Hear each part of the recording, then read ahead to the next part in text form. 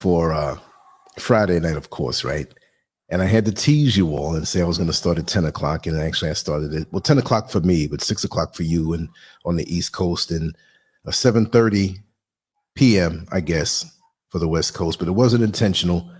We intended to start off at 6 p.m. Eastern Standard Time. But Mrs. SCURV was coming down late from the property up at the, garden in the back. And she had some extra things she had to bring. So she's like, listen, Lance, you got to come meet me. It's a whole lot of stuff here. Meet me at the corner. I said, okay. I had to cut my shower short and meet her out there. And it hit me. I said, listen, we need to do a little food shopping. We don't really have much to cook. I said, why don't we go hit one of the spots that sell pretty clean food, and then we'll come on and do the show. She said, okay, fine. So we were going to go to the usual spot, not too far, where I can get that vegan Philly cheesesteak, but it's not no cheese, vegan cheese, and it's chicken, vegan chicken, natural ingredients. And then when we got back out there, she said, why don't we check out the newer spot way up by that hotel? How do you pronounce it? Pudwasi? I'm not sure if I'm saying it right. It's on my Instagram. We took a plate of the rice, the seasoned rice that she had. We had some more stuff, but that came first, and that's the proper way to pronounce it. But that was a restaurant on the main road and across the street, and going down into the Bat Cave. It was well lit. It's a whole world back there, and I have that on my Instagram also. A really exclusive. I mean, this hotel and the way it was laid out, you can put it in Las Vegas, you can put it in any exotic place in the world, and it would match up. It was beautiful, spacious, pool, outdoor eating area, indoor eating area.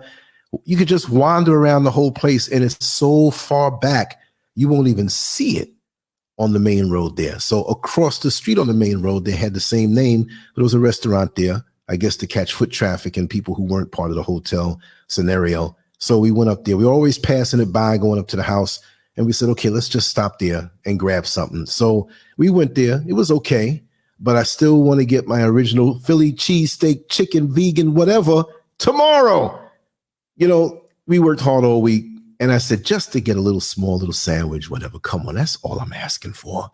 Anyway, tonight's show, I don't know, where do I start with this thing? There's some facts I'm going to read. There's some things I'm going to read, and it ties in not just with just porn, because what do you do when you watch porn? You think about the stock market, and I'm not just going to joke about a lot of stuff. I just want to share a lot of insights, but I want to put down some facts and some things that kind of stoke my imagination to even speak about this more in depth. So that's what I'm going to do, and oh God, where is this? I'm looking for this that I wanted to read off, and I'm going to do this in a second. Let me just grab this here, and we'll cut and just cut loose after that. And of course, the conference line is kicking and banging. We have some wonderful conversations on it after the show. And people say, well, what time exactly are you going to have it? After the show, as soon as the show starts. So even if as I'm playing the, outroduction, the outros, you can go on in there because it's 24 hours. And once we start, we have 5 straight hours of talk, and that's all that, and it cuts off. And then you just call back again and you get another 5 hours. You could do that all day long if you want. So that's how we get down. And we really have a really great time. We have a really great time.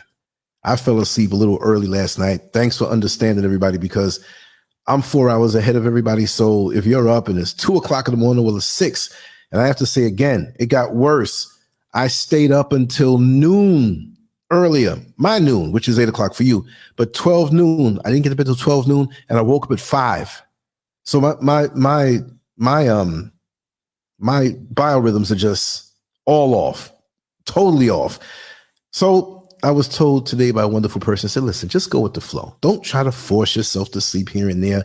You do a lot of work, you do a lot of things, and just go with the flow. You don't have to be obligated to go anywhere at a certain time. It's only what you commit to doing. And I'm still pushing hard, and that's a beautiful thing. But all I'm saying is that thanks for understanding. We're starting this off a little later, but I'm always going to give my best, and just always, okay, let me see. I'm looking for this. Okay, let me see. Okay. All right. I think I got it. Do I have it? Or is this the other one here? Okay.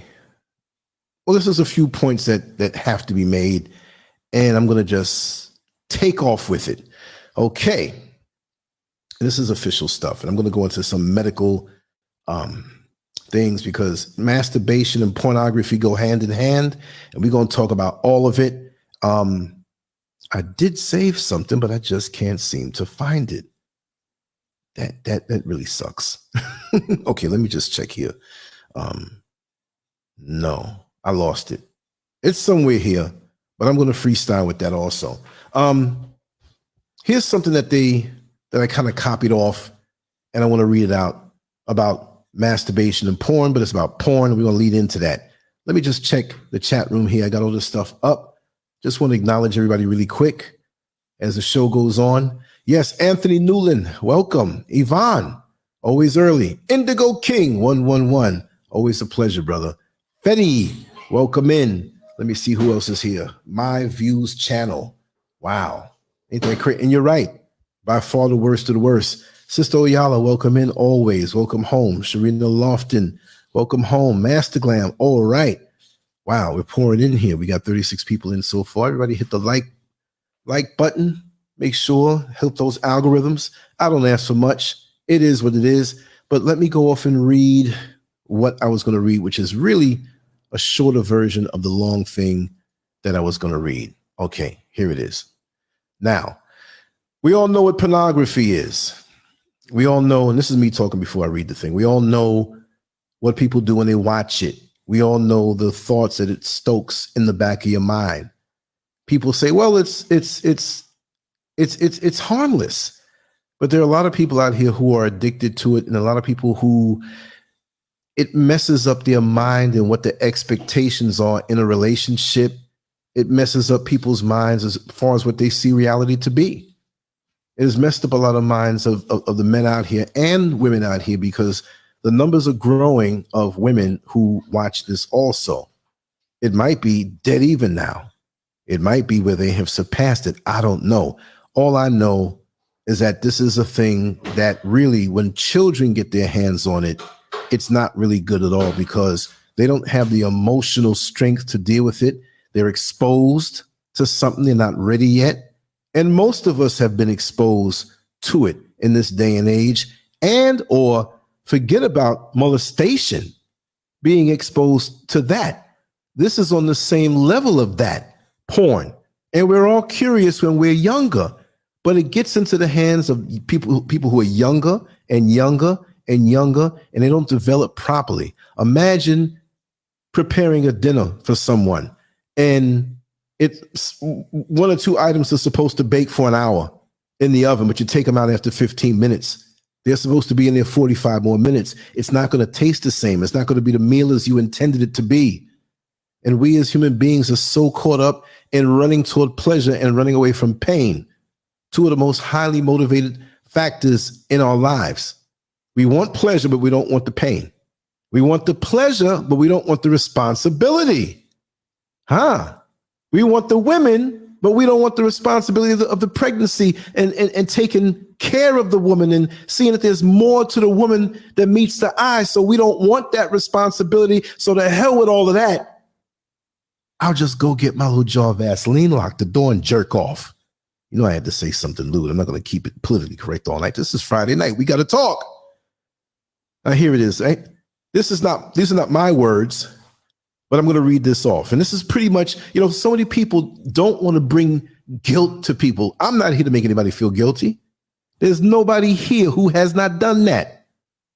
We've all done that. So let's get that straight. By a show of hands, if you don't agree with me, tell me in the chat room you never did it.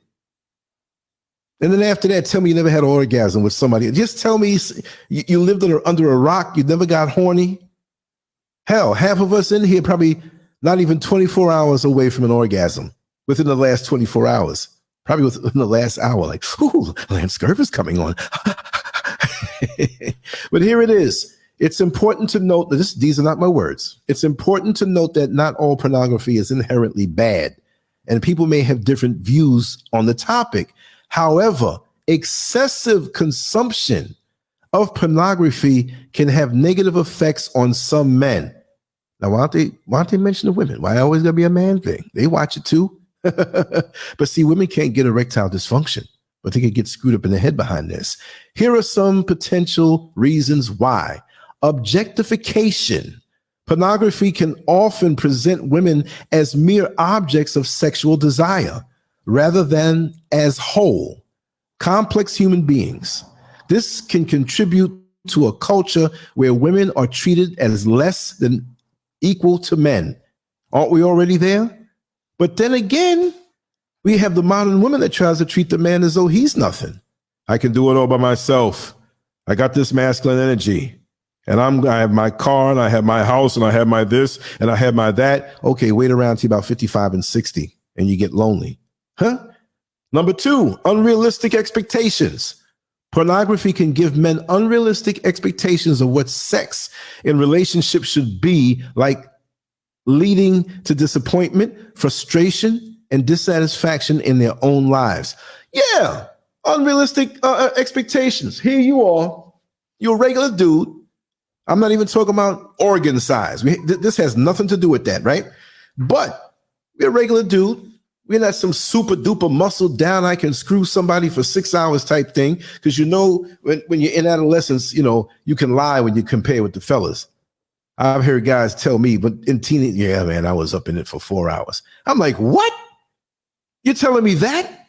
So either it didn't feel good at all, because if you up in something, look, if I'm in a restaurant for 6 hours, the food must not be good, or must be a hell of a conversation after the meal. So we have these expectations where we see these men with super huge penises and they loop over and edit the movie to go longer. How do you know the brother didn't stop and chill for a little bit and go back? I know personally people who shot porn professionally. I know I've gone over there and sat there by the side. And you don't put my face in that, man. I didn't care. And sometimes they take breaks and they go back to shooting the same scene, and they can edit things a certain way. You think it's only one camera on the scene? You know how many people are standing around when they're shooting porn? This is a production. Usually it's done in hotels, right? And you better be able to perform when you go there. So you better be in control of yourself. So you have these unrealistic expectations that you should perform with your woman. So after 20 minutes, you know, of doing your thing, and maybe 20 minutes is a marathon to you. Maybe after 5 minutes of doing your thing, maybe you're a 1 minute brother, 2 minute brother. We don't know. But even for the women now that have dealt with guys who are in fairly good shape and pop a Viagra, they have unrealistic expectations. Oh my God. They call the girlfriend. Girl, he's the real thing. He's a monster. But you don't know what's in the system. I'm not saying it has to be that way. There are all dudes out there who are like that. There are guys who talk a lot of smack and don't do much. There's that quiet guy who don't look like much, and he's doing his thing. But how much of us our minds are twisted because of porn, because of those unrealistic expectations, which can lead us to feeling like we're not enough. Because there are a lot of men out here, and we're going to go deep with this. I'm taking my time. We're going to be funny. We're going to be serious.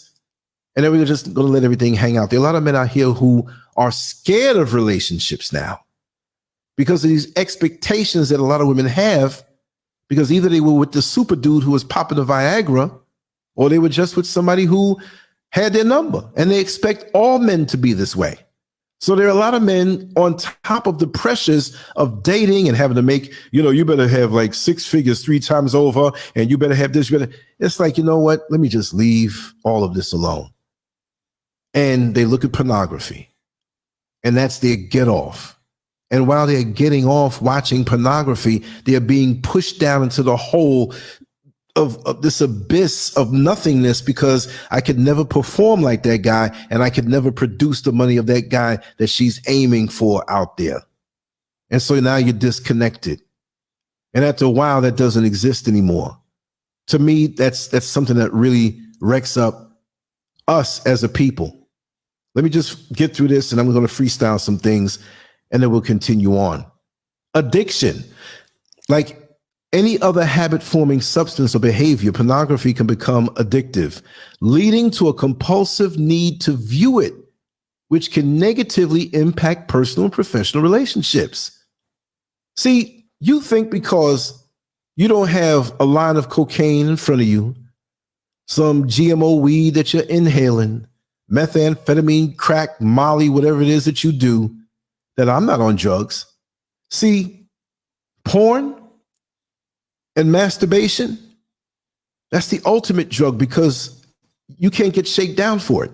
You have your hormones, you have your imagination, and it hits you so hard that, of course, it's habit forming. And see, a lot of us run toward porn as a release. Porn itself doesn't release you.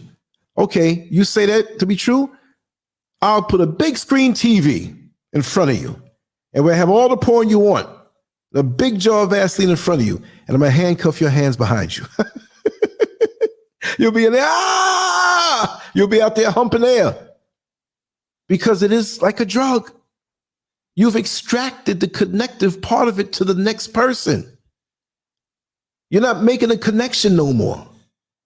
You're not feeling warm and intimate with that's part of something building and joining on with somebody.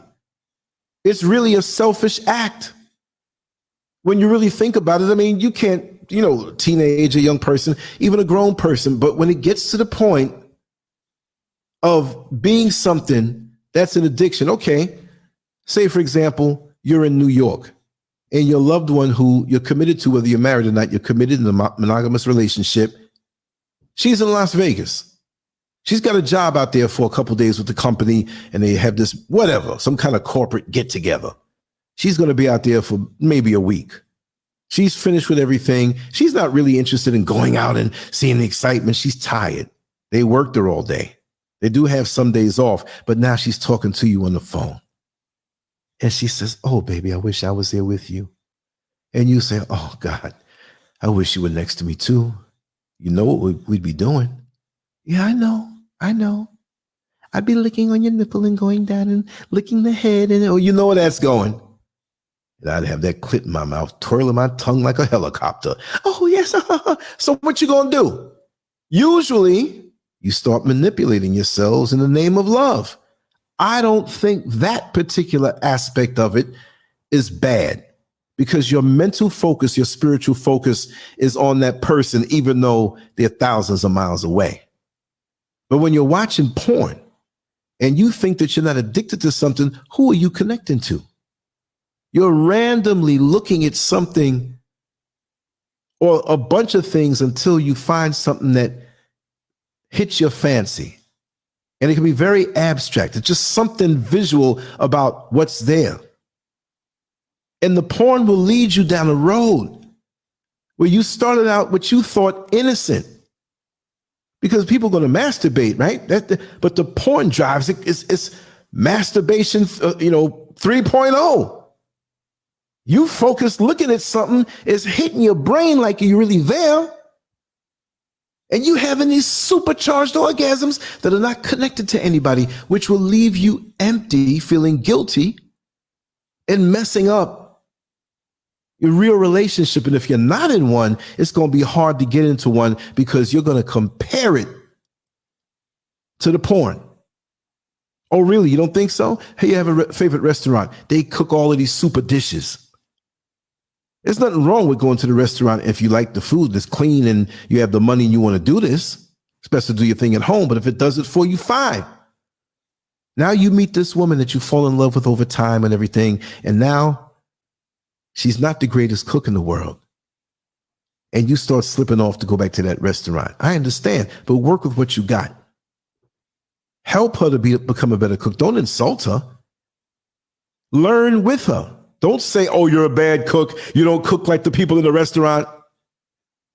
So when you have porn in your mind and you're actually with somebody, but you got to see porn or think porn, then we got an issue. Because why can't you get off? Why can't you come? Why can't you feel good? And it's not about the end result of coming. Nobody takes a Sunday drive all day long just because you want to take a Sunday drive and come back a little tired and happily exhausted. That's a damn lie. If that's the case, take the Sunday drive, have the driver, be able to drive and look around, and you go blindfolded. You want to enjoy the journey. And see, with porn, you get right to the point. You don't have to hold back to please your lover. You don't have to take your time and be tender. There's no emotional commitment there. And people say, well, sometimes we have a little friends and stuff, and, we do our thing. We adults, we agree that we're going to have sex, we're going to be monogamous, although you do what you want. But it's not a commitment. You hang out with a guy, and I'm seeing you for sex, but you're not having sex with him. It's okay. No, it's not okay, because you know what? I don't care if you find a woman who is 4'7". No shade to the shorter people, because I had a midget or two in my life. Okay, blew my mind. Didn't have to get down on their knees. They stood up on their tippy toes. I hope that went over your head. Anyway, I don't care if they're that short, 500 pounds, breath like Limburger cheese, 2 teeth in the head, an eye in the middle of their forehead. If you're messing around with this woman, and we can say the equivalent for the woman as a man who may not look desirable, you keep messing around. You keep messing around. Say, she's just a glorified friction provider. She ugly, but she give good head. Now, listen, this is an adult show, so don't get offended by what I say. I have not really gone off yet. I'm not using profanity, maybe a little bit, but we got to talk. This is something intimate. This is something that people don't talk about. I talk about anything. I dare anybody to give me a subject that I can't talk about. It is what it is. Read. I just poke my head in here, and let me see. Lance, you're gonna get it for this one. Title your big bro. Yeah, it's Friday. I was just in. Oh, Leslie Grisby, welcome, Everyday King, Kane Newland. There's a lot of folks that Jackie Blue. Yes, I fell asleep last night, but I did say, because like I said, I went to bed today at 12 noon. After I fell asleep for a little while, I got right back up, and I got right back up 10 minutes after you all hung up. And I was up ever since, and I slept from 12, West Africa 12 until 5. So here I am, humping. Yeah, humping the air. You'll be trying to hump something. Let me see. BZDN. Yes, right. Porn is an evil Jesuit Zionist creation. Yeah. All of that. Now, I know some people. What did you say, Everyday King? You're looking for a new website? You mean, look, I took time and I Googled. Not that I really had to Google, because I know of a lot of top websites, porn websites. And why you know about them, Scurv? Hey, look, I'm just like everybody else. Been there, done that. But I wanted to put those visuals up there because of the people who may surf porn and those logos are in their head. I didn't know Strip Chat. We all know Live Jasmine because that pops up as a live model type, situation before you can look at the porn clips. And like I said, with the porn, it's given away freely now. Years ago, like back in the middle 80s when it was VHS, you had to go to the actual adult shop, go in there and look, pick what you want, put it on the counter, and they charge for it, and everybody in line behind you is looking at what you got. Let me tell you a little story. I always interlace our shows with little stories, No, I didn't get all my rest. I slept for 5 hours, but my body's turned over all over the place. So the best advice given to me earlier today in the conversation, like, listen, just roll with it, Lance. If you want to lay down, lay down. If you want to get up, get up. I'm trying to make myself like, I have to get up at this time and go to bed at this time. If I have something to do, I'm going to do it. But hey, I'm just going to roll with it. So when Mrs. SCURV came in, I had to meet her to bring some extra stuff that she took in from the garden up there. And we decided to go out and get something to eat. And that's what made me push the show back a little bit. So although I'll always say 6 o'clock Eastern Standard Time, with 4 hours difference, I always say 10. It's 6 for Eastern Standard Time. It may fluctuate if there's something that maybe I'm not going to freak out. Oh my God, I got to tear and get down there. Let me just, speed up. Go. No. We'll for the most part, during the week, it won't be any big changes. But this was Friday, and she stayed up there a little longer. she got up like a trooper and did what she had to do. So we got more stuff going on up there this week. So we'll get more footage from up there because she took one of the cameras, but she didn't have a chance to really get any footage. But when I go up there this week, since my show for me will be 10 o'clock here, 6 o'clock on the East Coast, if I can prepare it, get it ready, I can go up there in between helping her and do a little recording, audio and 2 or 3 videos and video her for the channel. That'll work out where we get more content. You know what I mean? Then come on in, rest a little bit, and do my show, my 6 o'clock East Coast time, which is 10 o'clock for me, and then go, talk a little bit and then go to bed. But I probably won't be jumping up as early and going up there with her. I'll probably sleep a little longer and end up going up there like 10, 11, whatever. Just so and getting the sun and getting out will be better for me too, because I don't really get no sun this last few days. But going back to what I was saying, and let me find where I left off. Okay, we were speaking about it being an addiction. And yes, it is. It's just that you don't have any drug paraphernalia in your hand unless you can consider your penis or your clitoris as drug paraphernalia. You have your hormones and you have your imagination. And it takes over our mind. It's very strong. It is like I'm going to say this, but I never did crack. I'm just saying this to say it. It's like a hit of crack. Which that's something I've never, but I bet you more people are masturbating and watching porn than doing crack. I bet you that. Well, we might have a crackhead calling, hey man, ain't nothing like masturbating, watching porn and smoking crack. I can't even speak to that. I don't know nothing about that. The last one here on this list, mental health issues. Men who consume a lot of pornography may be at a higher risk of experiencing mental health issues such as depression, anxiety, and low self-esteem. Of course. And the low self-esteem comes from, there's a lot of guilt from doing that. And it's not surface guilt. It's like, whew, I was tired. Homegirl wasn't around. And I rubbed one out. Man, whew, now I feel all right. But that adds up after a while. And you start to feel like, and it is a depression because you're not connected to an energy that can bounce back off of you. You're putting your energy out to the universe and nothing's coming back to you. It's empty. It feels good. Your mind is charged up, but nothing's there. It's almost like when people say, the metaverse is coming and it's going to be the worst thing for the whole planet, the whole humanity, whole society, but we're already there. We in the horny metaverse when we watching porn. I mean, a snake can come up and bite you in the leg, and when it's feeling real good, you might feel like a mosquito bite until you come, and you're like, oh damn. Case in point, when you were younger, maybe older, and you were sneaking it, and you were over this girl's house, or she was over by you, but you knew that there was adults in the house that wouldn't agree with what you were doing. They might have been getting ready to go to sleep, and you're going to sneak some. So you go down to the basement that's not even finished, but there's an old rug over there. And you in a missionary position. You on top of her.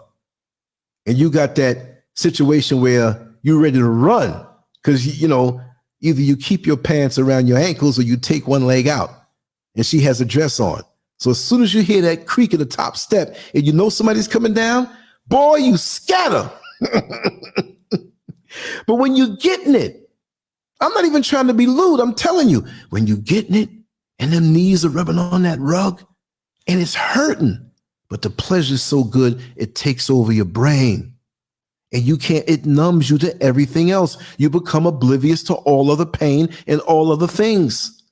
And then when you're done, you're like, man, my knees are bloody. What the hell? And now everything goes back to normal.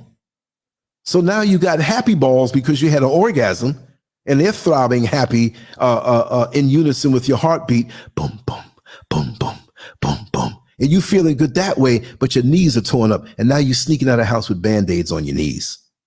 That's jacked up. And that's all you can think about. Is it worth it? But yes, it's true. It warps your sense of reality. And here's the last part of what's there. It's important to note that not all men who consume pornography will experience these negative effects. Whether they have the Jewish mafia show up at their door, don't say it's bad. You better put this good part in there.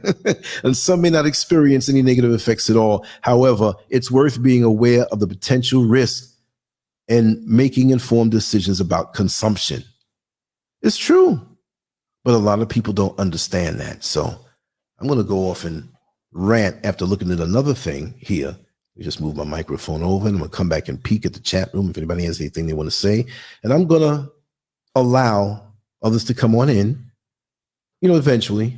And if you want to say something, well, you know, Everyday King, like you said, masturbation, because I put it up as porn, but I'm speaking about masturbation because, again, it's not like people, let me just watch porn, and just, it's usually because they want to get off, and some people watch it just to watch it. But eventually, what do you think? I mean, if you're looking at the menu at the restaurant, you're not thinking about going and playing golf. You go in the restaurant, can I see your menu, please? Oh, what a wonderful menu. And you go hand it to them and go, let's go for a run. Let's go play some golf. No, you're thinking about more than that. But porn supercharges masturbation. Yeah. Oh, yeah, I got a whole bunch of carpet burns. My knees were like, I started to get the short pants that like came over the knee because they see my knee. Like, yo, Lance, what was you doing last night? I didn't see you around last night. Whose house were you over? Knees all messed up. Oh, am I speaking from experience? Of course I am. There's no shame in what I've done in my life. Y'all know my history. I don't have to keep going over that, but you know my history, having sex parties and threesomes and everyday things. And I had somebody who was with me and that, pushing me, and that she liked women too. That's what I was already a stripper before I was 17 years old, doing bodybuilding. So my life kind of, everything pulled toward that. And so I'm not better than anybody else as far as in the experience department, but I know from experience and going deep into the thing and realizing certain spiritual things that happen, and I'd make jokes and fun about it, but that's a dark world. That's a dark world. That's a really dark place. I forgot what the Jewish man's name was. He owned a place on 42nd Street, closer to 7th Avenue, but between 7th Avenue and 8th Avenue in Manhattan, in New York, on the south side of that street. It was right next to this corner newsstand where this Indian guy used to save the boxing and bodybuilding magazines for me. The name of the place was Blackjack. And Kelly Everts, who was a stripper, and we have a little interview with her from, I think it was maybe like 8 or 9 years ago. And me and her were cool. And she was one who got me into it on a higher level. And he came out of prison for tax evasion. And he was having a big thingamajig up at his place in Westchester, right? And the place was a real mansion. It's a real mansion. And it was a celebration for him coming back home. And it was one big drug-infested orgy. But it wasn't like crackheads. It was just like, you know, these were well-to-do people and drugs around. Everybody's walking around naked and screwing and this and this and that. And Kelly Everts was not into that. And she's very famous. At that time, you've seen her probably on like Morton Downey, Tom Snyder, Phil Donahue and stuff like that. But me and her were cool back in the day when I was training. That's a whole other story. And I have that interview. If you want to Google, LANCESCURV, Kelly Everts, you know, it should come up. And the things that she says will prove that me and her were close.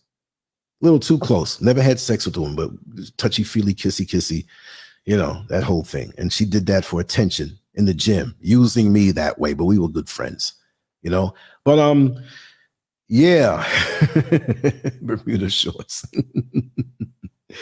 Let me read off something here, and then I'm going to freestyle. Then I'm gonna bounce off with what's going on in the chat room.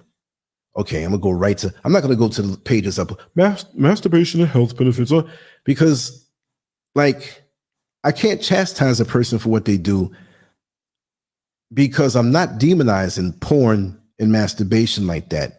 I put it up as porn, but I have to speak about masturbation because that is really what fuels porn.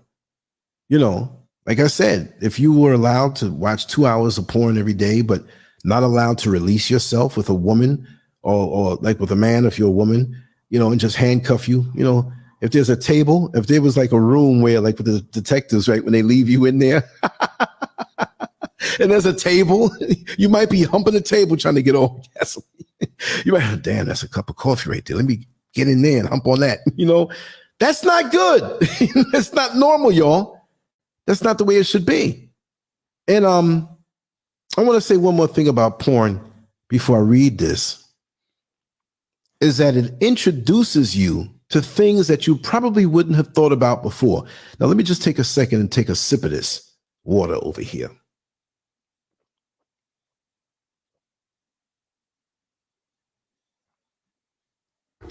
Seems like I'm getting better with this cold. I mean, I was coughing really bad like 2 hours ago, sneezing here and there.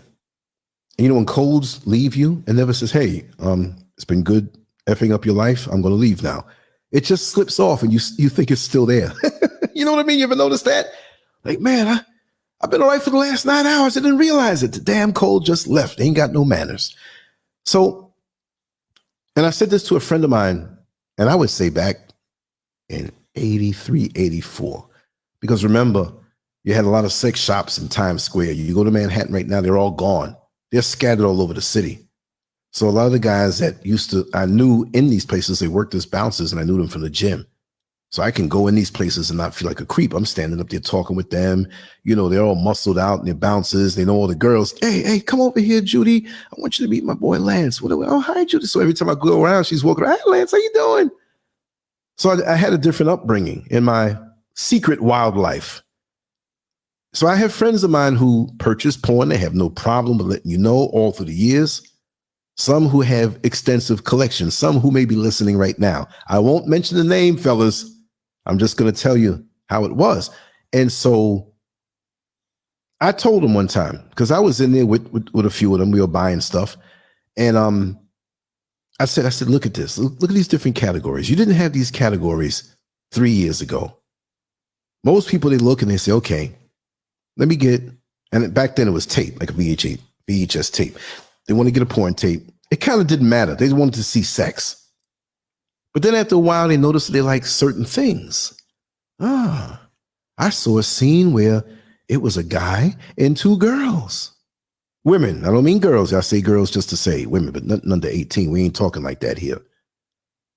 And so we know that with most men who are out there sowing their oats, they want to experience something like that. I understand that. But then after that, it's like things can get bizarre, because every time you find something behind the closed door that you didn't know about, it wasn't aware about, once you see this in porn, these things get in your head, and then to get the same thrill, you got to find something else. And so there's nothing wrong with certain things that you think if you think them on your own, but when it's porn driven and you can't match that bad boy in real life, we got a problem, because the craving is not going to go away. You see what I mean? Because now you done got, I'm not going to say advanced, like it's something good, right? But you're going to get so far off in your kink that you're past the point of no return. And you may either go pay somebody to do this, which will lead you into depression, because you know they're not really into it like you. And goody for you if you find somebody who's into the same kink that you're into. But then now when you try to get into a well-rounded relationship and you have all these things in your head, it's hard to get rid of those things that are in your head, whether you experience them or not. And lots of times when you finally experience some of the kinks that you have developed in your head, they don't match up to the porn. The porn's too perfect. No, it's not. It's just that it doesn't have a need for you to be involved. You can sit there and stroke yourself and your face just as twisted and gnarled up all you want, but nobody's going to see you. You see what I mean? You can be yourself. You can look at the parts and run certain parts back over and over, no matter what it was. And it may be something abstract. Seriously.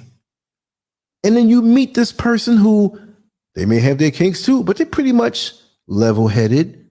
But you have gone and taken yourself so far off the mark. And what the world may say is a freak. Let me tell you something. There's very few freaks in this world.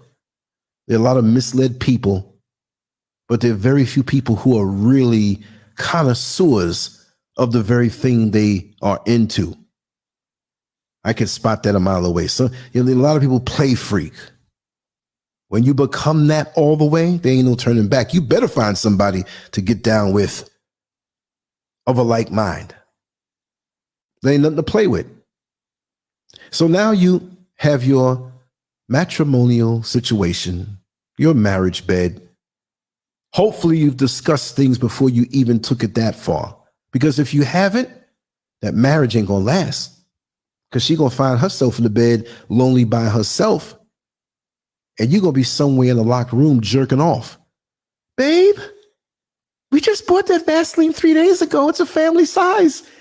And I see your big finger marks in there and it's all gone. What's going on? Now, if she got to come to him and ask that, she's daggone stupid. She should know what's going on. You know, Vaseline on the mice, the computer mouse, keyboards all slicked up. I have a friend of mine went over his house. He didn't clean nothing up. I'm like, yo, man, what you been doing, man?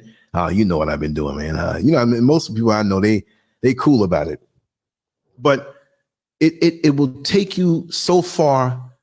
Again, I don't want to use that word advanced, but I'm just going to say in your kink, you're advanced and you get up with somebody who can't match with you, who doesn't understand what it is.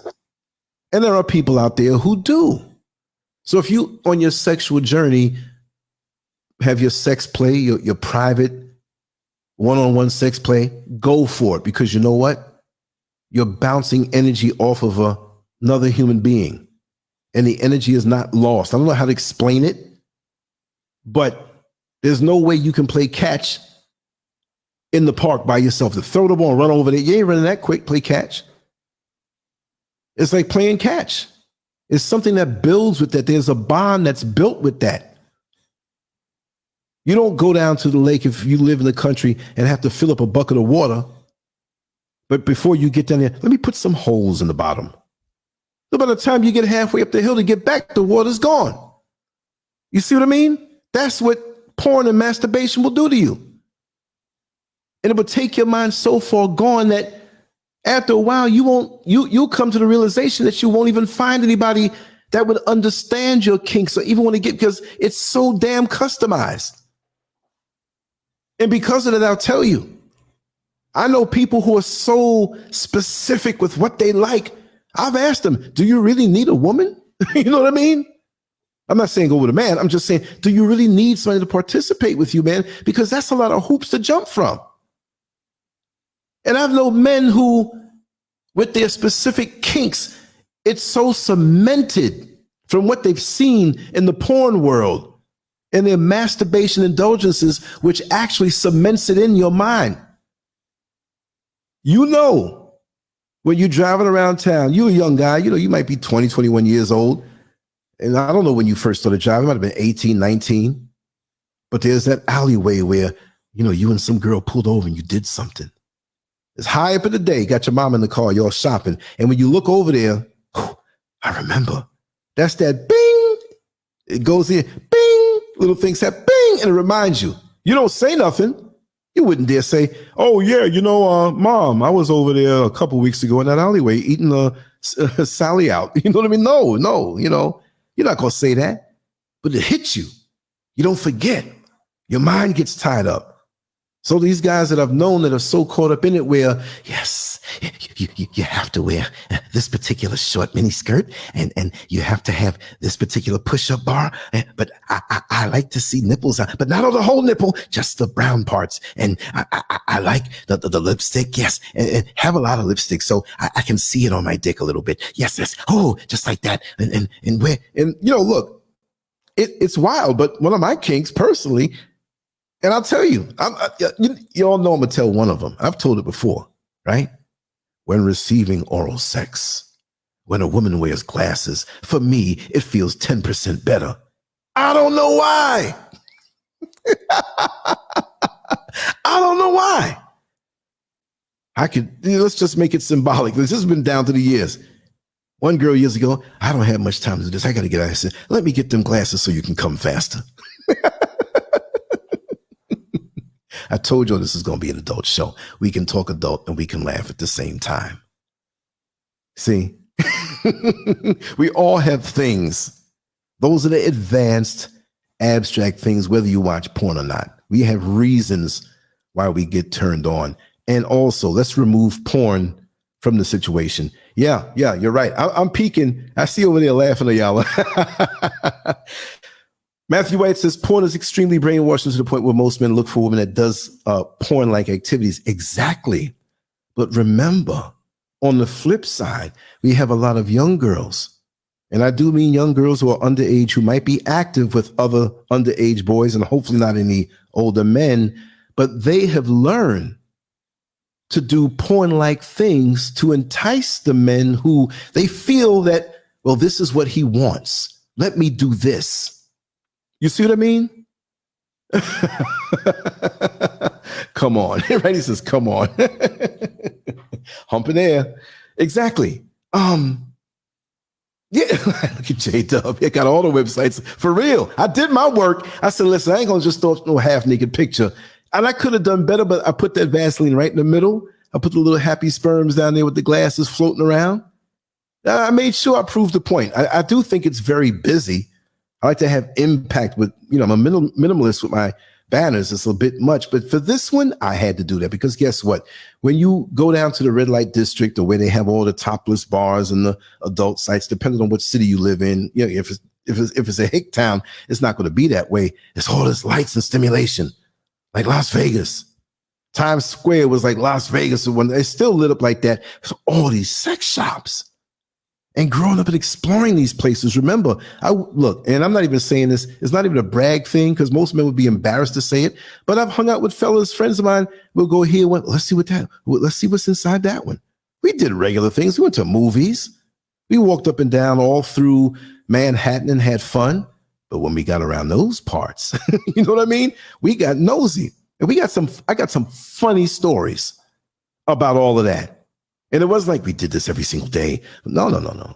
I go here once and then another 2 weeks, end up out there. And remember, I went to school in Manhattan.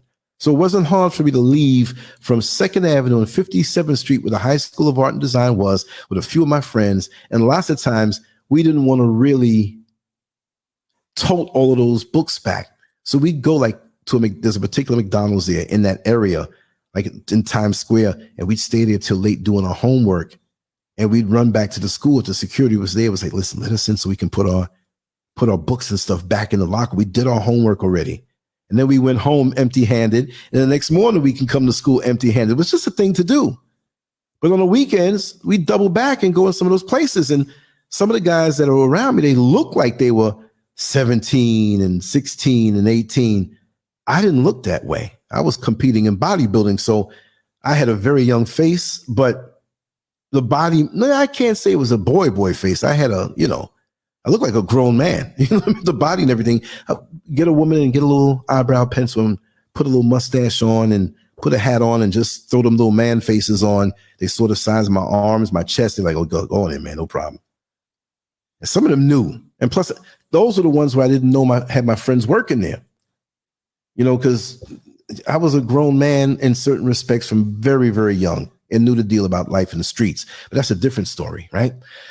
But wait a second, John. Okay. I just made you. What did I say? It's going to be a lot, so you got to listen closely. I was so embarrassed when my son started stealing the Vaseline. I didn't want it back after that.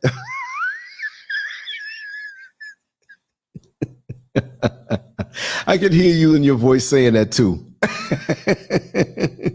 If you want to piss somebody off, get some sand or some and sprinkle it in the Vaseline. I guarantee they'll never use it again. It'll be like sandpaper. They'll stop. Yeah, we're gonna continue talking, but yeah, it can ruin you that way, and there's no coming back because it will mess up your thoughts. Let me just read through this, and I want to talk about the spiritual aspect of it afterward now. Symptoms of masturbation addiction. And this is based on the fact that you're watching porn also.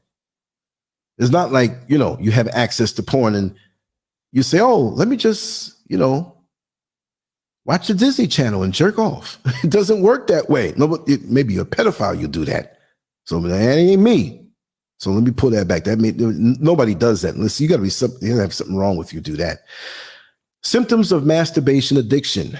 While engaging in masturbation regularly does not necessarily mean that you have a problem, any of the following could signify that it's time to reach out for help. Masturbation takes up a lot of your time.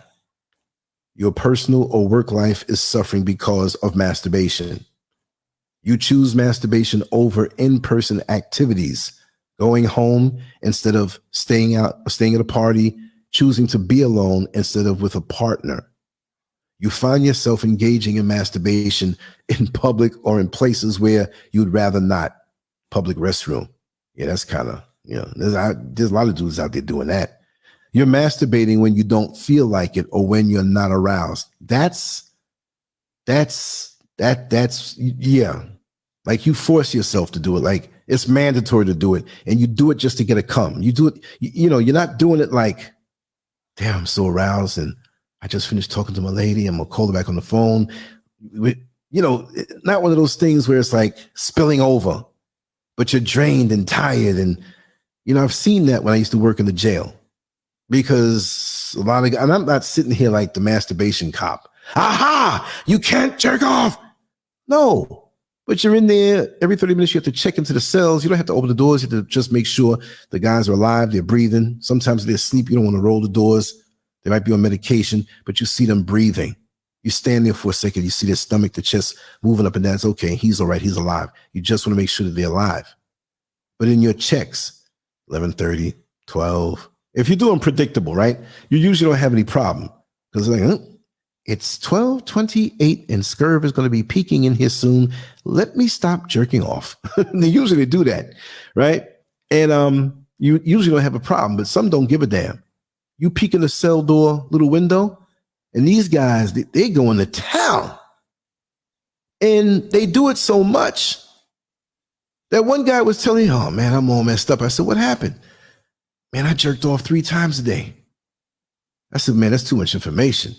Yeah, but what do you do when you ain't got no more cum in you? You're drained, but mentally you're horny. I said, that's the closest thing to a type of hell that you'd ever want to think of. Then you got some other issues that you need to deal with, brother, if you're doing it like that. I don't see people go to the gun range and, they have their ammo and they're shooting at the target. And after the ammo's done, they don't have any more money to buy. They just sit there, click, click, click, click, click, click, click, click, click, click, click, click. Something, if you're doing that, you got a problem. You got a big problem. You masturbate to cope with negative emotions. So that's not even sexual. You want the temporary release because it feels good, but even still, when it's not anything to do with your partner or even arousal, pure arousal, which really you have that when you're more younger, when you masturbate. Because when you get older, there are all these other thoughts, emotions, and feelings that are tied to it. Are you doing this because you want to do this because you're aroused and you need release and you want the experience? Or are you doing this because you might get fired in the next week on your job? You know what I mean? Now, maybe masturbation might come in handy then. You like, I'm going to go to the supervisor's office when he's not there, and at lunch, I'm going to jerk off all over his desk. I don't know. I wouldn't suggest that. They'd be like, oh, let's see whose DNA is this. You find yourself guilty or upset during or after masturbating. That's got to be terrible. During or after, you're feeling guilty. You're sitting here, oh man, this feels good, but I'm a rotten person. I'm just no good. It doesn't. You need help. And you find yourself thinking about it often. Thinking about that, which with smartphones now, you can watch porn anywhere. But you're sitting here thinking about, boy, I can't wait until I go home and jerk off later on. What happened to the woman? What happened to a desire? For a woman, I'm not saying that's the wrong thing, but porn helps to push you into that thing because you can look at any kind of woman you want. You can type in any kind of scenario that you want. You can search for anything that tickles your fancy and you'll find it. If you're into interracial stuff, if you're into the age difference, they got the granny porn now. They don't want the picture perfect woman. They want saggy tits down to the knees. They want a big, huge, I'm not saying women who are grandmothers are just built like that. There are a lot of sexy grandmothers out here who are, the stereotypical look of a grandmother that we would say. It's not like that anymore. It could be, but in their mind. And remember, there's a lot of men that were molested when they were younger. And then they watching the gay porn. They're watching the gay porn between young dudes and older men. I didn't know they had this thing called this bear organization, this bear club. How many here by a show of hands knew about that? Where, oh yeah, Anthony Smith, the granny thing? Yeah, and the grannies are getting it too. Because they got to get theirs too. They horny. I've been hit on a lot by what? Shoot. What? Years ago, Rick James had a song named 17.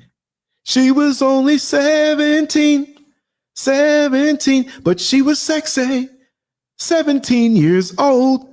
So he was talking about the temptations of this fully grown, physically underage. That's what he was insinuating.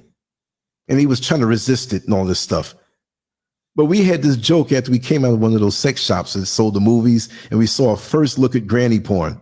Young dudes with, and that's one of the biggest categories of porn outside of interracial. And in America, they had a heat map. Just like when you see like a really bad storm in your area, and they have this heat map where in your county or in your state, you can see like really dark parts, like dark purple. That's where the storm is the worst. And red is a little easier, and orange and yellow is a little mild, and white is nothing there. So it was a heat map of porn categories. So the granny porn was all over the place. But it was funny that the interracial porn, it had its presence all over the United States, but it was really, really prominent in the Deep South. It was dark all through the Mississippi, Alabama, Georgia, Florida. Why? Because of the racism and the whole taboo thing about interracial sex. And these white men who hate, I'm going off on a different subject, but I have to talk about it because this is tied up with all kinds of things. These white men who hated black men so much, undercover, a lot of them wanted to be with the black man. But they couldn't face themselves trying to have sex with a black man because, first of all, how am I going to approach this guy? He might kill me. He might freaking knock my head off. And plus, you live in a neighborhood where it's racist anyway. This is some real stuff, y'all. So what do? To get next to the black man on a sexual level, they will offer their white wife. Come on, honey. We need to spice up our marriage or relationship. And I see how you look at those guys who cut the lawn every Saturday. I know you want those big black cocks. You know how they say it. And when white men say the word cock, black men, so my dick. You don't really see black men, yeah, my cock. Say, wait a second. Do you work with white guys or something? Or did you grow up in a white neighborhood? How'd you know, man? We use the word cock. We'll say it to make fun of white men, but no, we say dick. You know what I mean? But the thing is, when these white men, they talk their women into it, a lot of times the women act like they don't want to be into it, but they're really into it. Like, oh yes, I'm going to act like I'm going along with it, but I can't get enough black men. If only he knew how many black men I was with. So these guys, and I'm going to be very blunt here, if you're eating anything, or, I've said it before, these guys will let you screw their wives. They will sit to the side and jerk off and watch you deep dick their little wives, and they getting off on that. But outside, they're racist as hell, and they act like they don't like you.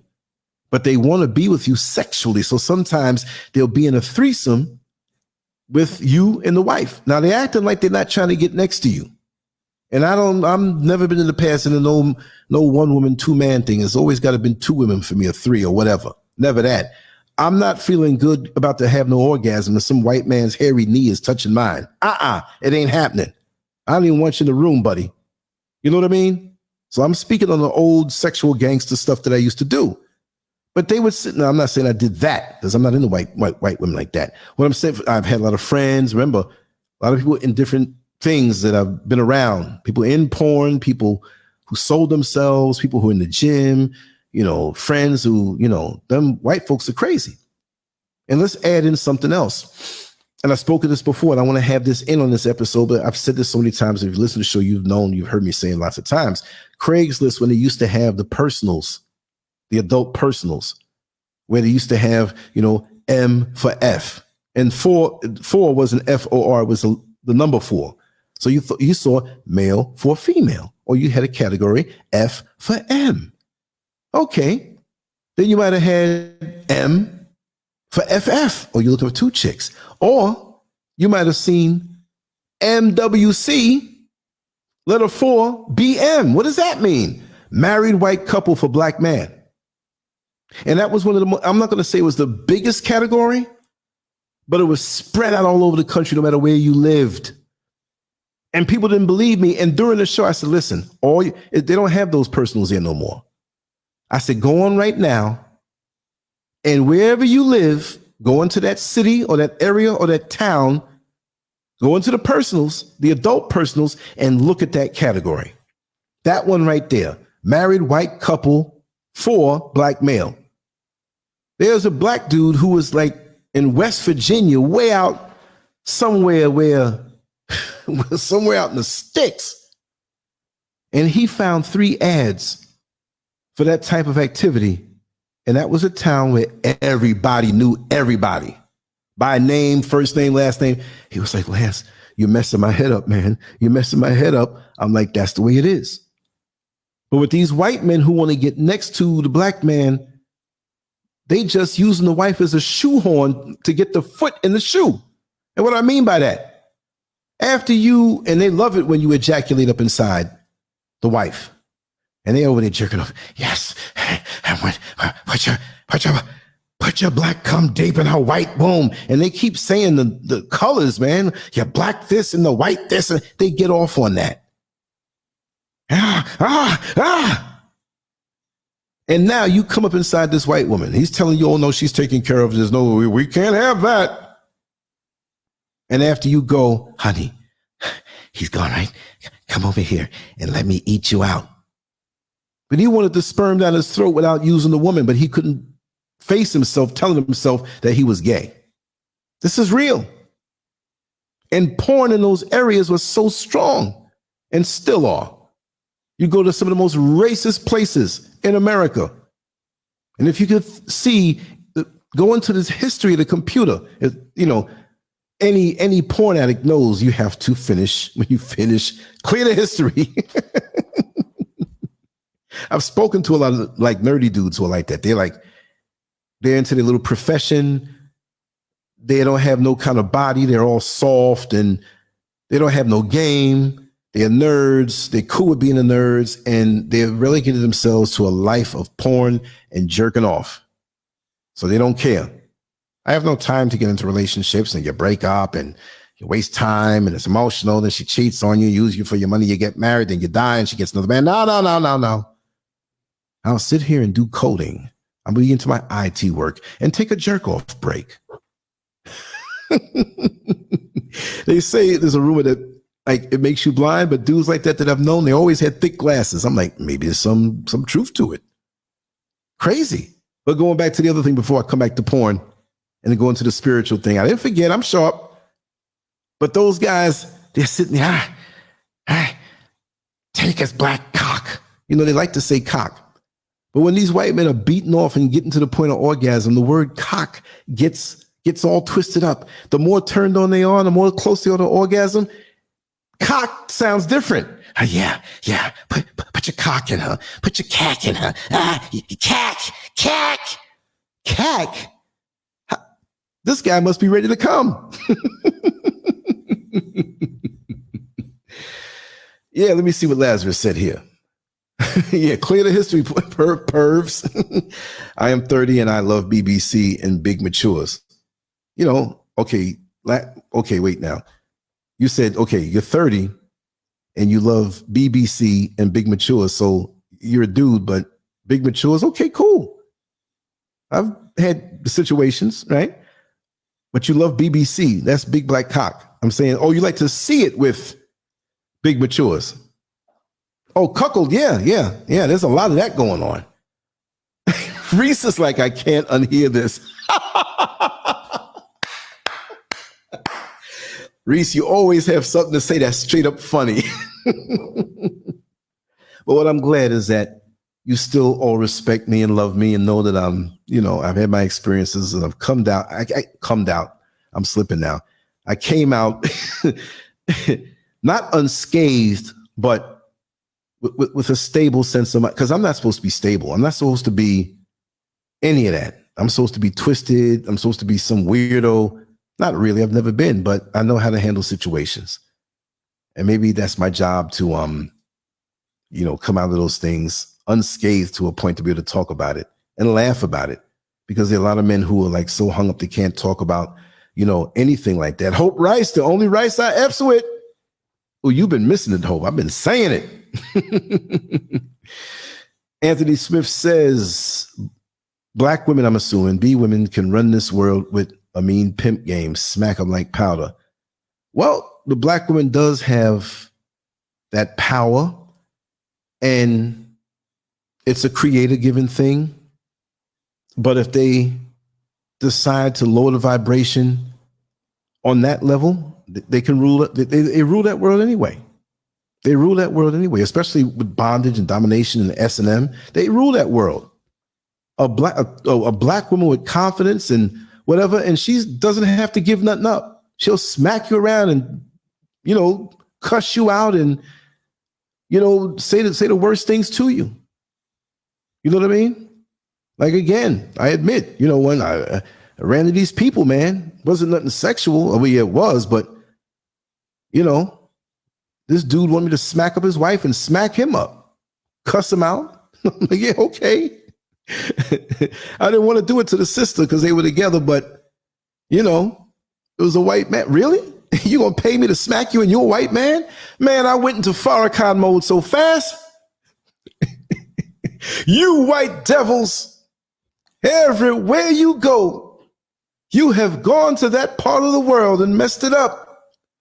You are not worthy to be here. And let me tell you, the God of our world is going to come back and there will be a chastisement. But until then, pow! I'm going to smack your little dick white ass down. Yes.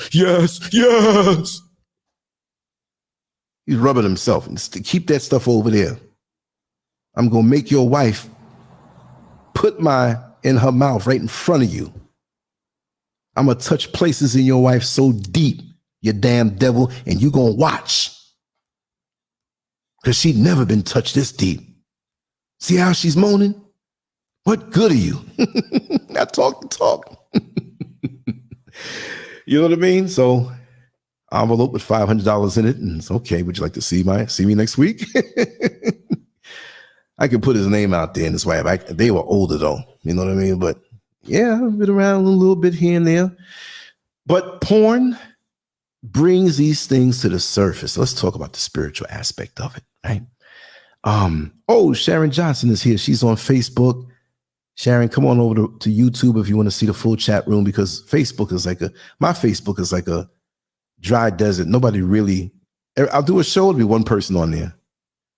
And then people will look afterward like, oh, it's just one person. But they'll look at the show, but, so come to YouTube on LANCESCURV if you want to, but it may not be, and the other people don't see you. I just highlighted you on the screen so they can see you, but they won't see that, right?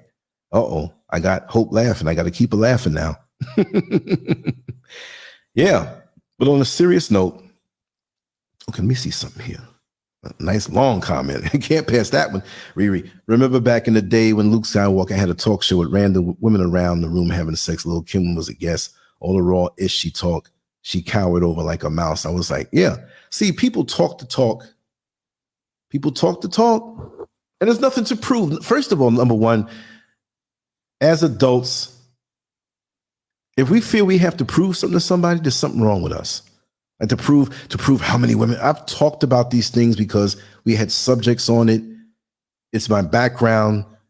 And it's not like my background, like that's all I did. Like, here's my sexual resume.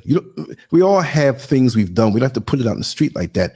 But doing what I do and explaining certain things, I'll get this kind of question if I didn't say what it was. Oh, how do you know? Do you have experience? So the folks who are here regular know.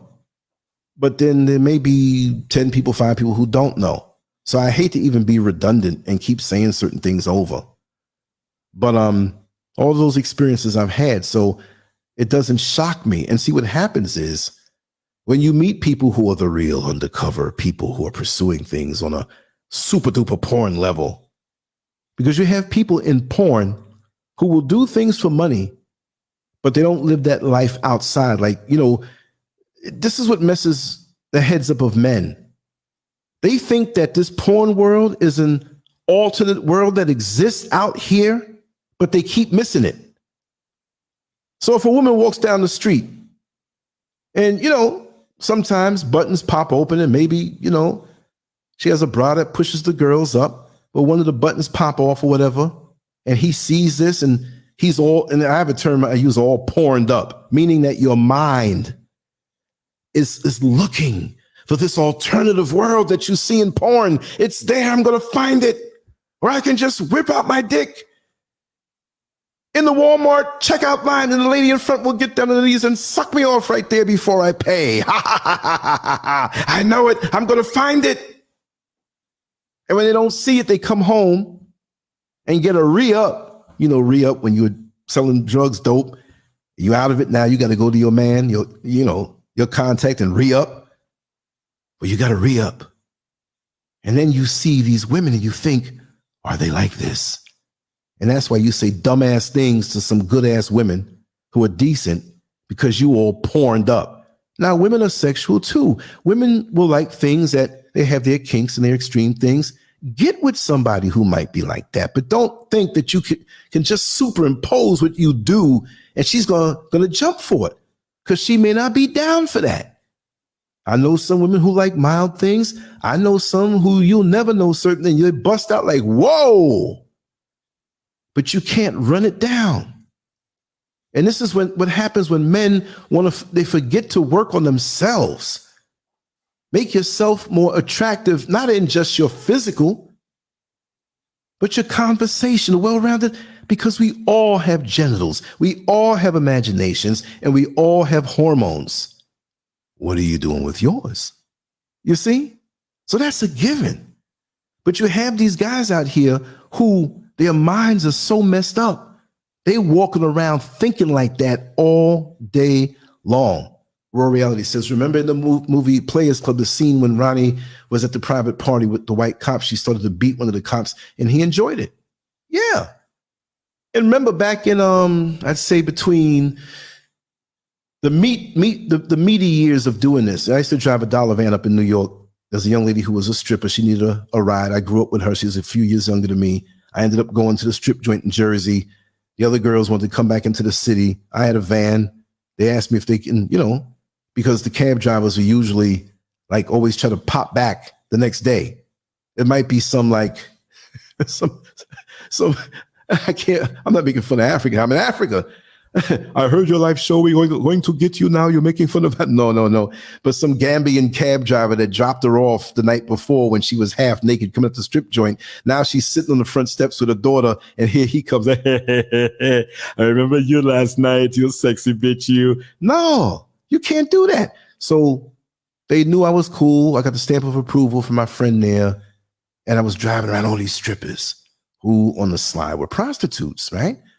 So here I am going up and down the East Coast, and they're going to the strip joints and they're going, they're pulling their tricks, but I wasn't up under them with that, but they were doing it on the slide. And I got cool with them. So the hours and hours of conversation. A couple of times I went away for like a whole week, and they paid the gas, they paid the food, they paid me half up front. And I left that home, and they took care of everything else I didn't have to do anything. I came back with, you know, this is back in the 90s, and I basically got $2,000 at that time. But if I was out for the week, gas is going down, they're paying for the gas. Because they were tricking. So they had money. That was nothing. And I was so frugal, I'm like, well, you don't have to pay for another hotel room. They might have had like a big suite with a door in between or whatever. I'm like, yo, I'll get on one of the couches. I wasn't trying to be creepy. I saw them naked all week.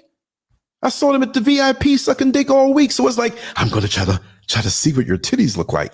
I was there all the whole time. So I have enough real life situations where I was in that alternative world that these dudes want to be in.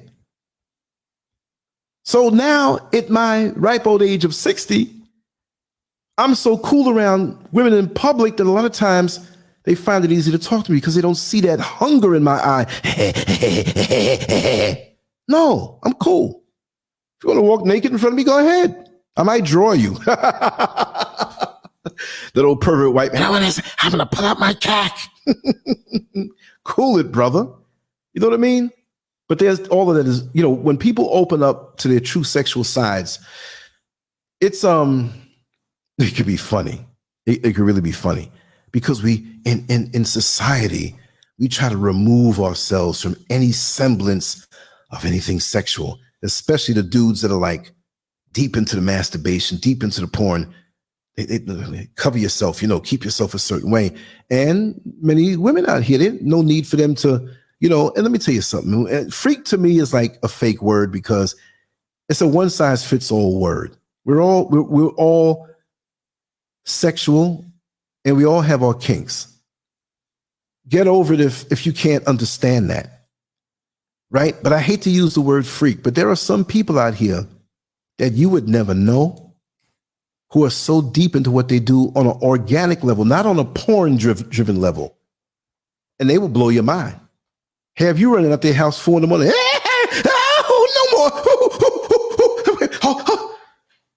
Yeah. I ain't gonna tell too much of my stuff, but I was hanging out with this lady. I thought it was that kind of vibe. She was about maybe 15 years older than me. I was like about 22. She was damn near 40. And she said, "You gonna spend the night, right?" And we were just chilling. It wasn't even anything where it was like, yes, we're gonna be sexual. So we're chilling in the living room. She just breaks out with some porn. All right, I already know where this is going. So she just broke out. All of a sudden, you know, I'm watching it and I'm half asleep. We're both sitting on the couch, not right up on each other. All of a sudden, I heard like, what the hell is that? I don't know why I looked the other way. I thought it was like surround sound or something.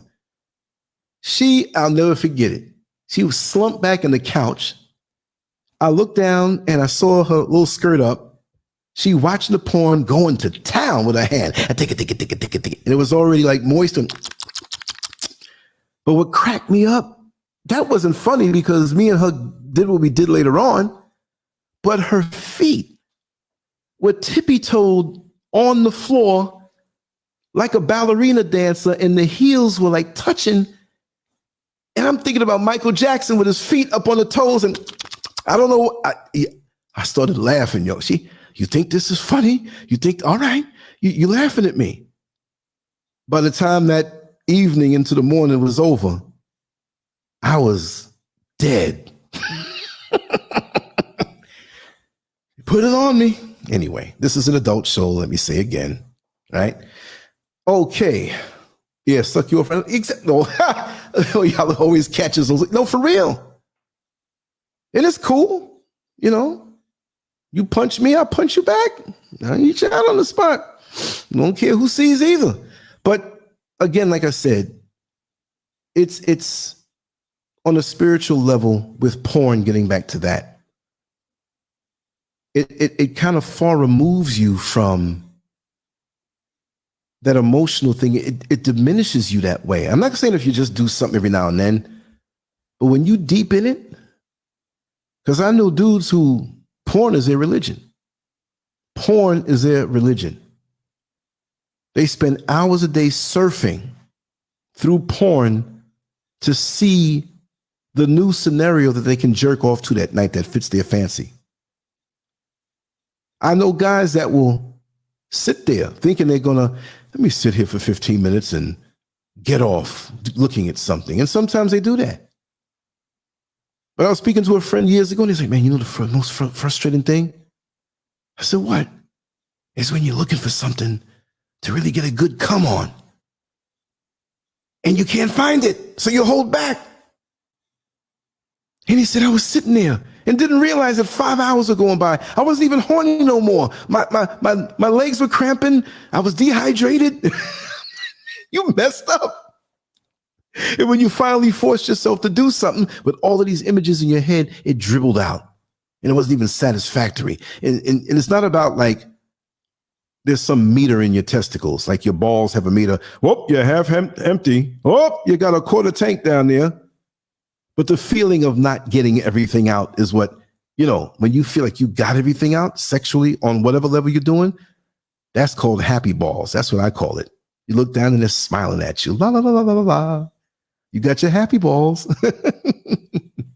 Stomach is full. You ate a good meal and your nuts are drained. That's the happiest feeling for most men. And I'm going to say it's not just lower vibrational, but the lower vibrational dudes, that's it. That's all it takes for them. Man, I'm going to get this nut and I'm going to get this food, man. A lot of time when they get out of prison, get out from lockdown, they might have been thinking about women with that food smelling good. Yo, the pussy going to be there afterward. Let's get this food, man. I ain't eat this stuff in 20 years. That's how they think. I can't believe such a decent, upstanding person like myself is publicly speaking in this way to 66 people in the room, but it is what it is.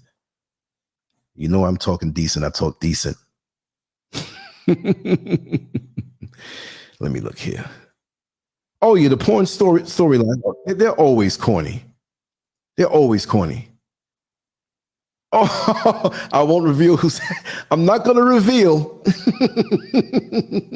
I just got a WhatsApp message. I dare not enter the chat on your live stream. I'm not blowing you up. I didn't say your name. That is so funny. Now I'm going to go harder. Now I'm going to go in a little deeper. What kind of language is that? Go harder, go deeper, right? I'm talking the porn stuff. But yeah, y'all, the punchlines and the lines in there, like, don't even try to write a script. You're making it even worse. And the music back in the day they used to play, that elevator music they play in porn, you know, oh, God, terrible. And it was like the same daggone like 5 guys in every movie. And it was always like some racist type thing, especially when it was like black people in the movies and whatnot. Yeah, the pimps and they acting like, hey, my man, yo, my man, what's up, blood? You just messed up the erection. I want to see another racist style. Now I'm mad, you know. But yeah, that's true. Stop busting off, bro. Give it to your lover, and like because it's an energy transfer on a serious level. Yeah, Superman Haru in the house. Yes, she made me suffer. I do believe I'm suffering an orgasm. I haven't seen you in a while. Now all of a sudden yeah. Alicia Allen, let them know, Lance, exactly, all the time. We don't hold back here. Let me see.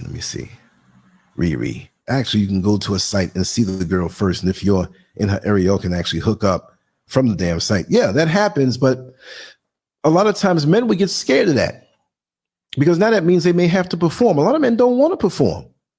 They don't really want to go and have sex with the woman. Because now they got to show their face, they got to show their little ding ding, or they got a pot belly, or they drive a jacked up car, or if they're well known and they have a nice car. But it's not about your finances. Oh yeah, well if you're paying them, yeah, they want what they want, and that's it. But now you have to become a real person, and a lot of guys are not confident in themselves face on. That's where a lot of that happens, you know. And if they do, and it's a pay thing, there's more of a depression after that. Because it's like, would she really have dealt with me if I didn't have to pay? Even though she acts like, it's like something that Mike Tyson said years ago. And, you know, he's brutally honest with everything he says. And I kind of fancy myself after that type. I'm not trying to be him. I'm just saying that I was always a shocking guy who told you, you know, whatever it was that happened, I was always honest. If I'd hang out with friends of mine the next day and I was never like kiss or tell and say specifically who it was, because half the time they didn't know who it was. What did you do last night? And we're talking like 16, 17 years old type stuff, you know. And I tell them, you know, and they're like, oh my God, I can do what you do. Yes, you can. You know what I mean? I just didn't have, I was adventurous, and I don't have any inhibitions. I never really had any inhibitions in my life. And I'm brutally honest. You know, like I enjoy being who I am now. You couldn't take me at 60 years old and go put me back at 20 and I have fun doing that stuff, which for me, it wasn't just that stuff. I read a lot of books, intellectual conversations. When it was time to go that way, I went all the way. But that was one gear on my whole vehicle. That wasn't just all I did. I've been through a lot more than most men, but you know, that's not all I was. I could not sit here and speak intelligently on so many different levels if that's all I was about. But sadly, there are a lot of great men and women out here, mostly men, that have great minds and great potential in them. But because there's a lack of the confidence or the pursuit of a more balanced life, a lot of their potential, what they could have produced for us as a people, has been diminished. And then you have the thing called semen retention, that you're not supposed to be busting nuts as we say it. I don't really say it like that. I say it for joke's sake, because people say it, but yeah, man, me come over there and bust a nut. That is so, but bust. I mean, you bust windows, you bust people in the head, you know what I mean? But there's a way of busting over, you know, we know that. But it's such a crude language, because really and truly, I'm a romantic. I could talk the talk and walk the walk that way, but I'm romantic in what I do. I'm not going to sit here with, I can pay that girl, bend her over and bang her until I bust her nut and leave. What kind of disconnected, dysfunctional foolishness is that? And that's what porn does to you. I got to have a feeling for somebody. And people say, well, yeah, right, you was wild back then. What you mean having it? Even then, I had to make it nice. You had to make it not where you're bringing flowers and let's take time to get to know each other. It could have been a quick thing, but look in their eyes, get to feel their energy, you know, crack a little joke that they'll remember 10 years from now when you run into each other, you know, hopefully not at the clinic, but, you know, you might be in a supermarket or something. Hey, how you doing? What's going on? Whatever, you know, like that. Hey, it's cool. We've grown. Maybe we haven't. And what you did, let's go back in the alleyway and replicate that. Real stuff. But the porn stuff kind of pulls you out of reality. And so I'm not going to blame the modern woman who says she doesn't need a man and all, but a lot of guys don't want to hear that. And for a lot of guys, it's very intimidating because they feel that this is their only option and that's all that's out there. And it's not like that. There are a lot of men and women, but there are a lot of men that stay single, get older, and you just don't see them no more because, not that because you get old, you disappear, but you slow down. Your peers begin to transition. Dating is like almost impossible because everybody has their own scars. Imagine dating in your 60s. And it's not just a number thing, but what's general out here in the outside world. Imagine that. You know, it's intimidating to a lot of people. They're like, oh man, that person has too much baggage, or they know they have too much baggage. The hang-ups, idiosyncrasies, all the toxic things. And so people just stay to themselves and go off into transition. I'm at a funny stage of life. What if I wasn't married?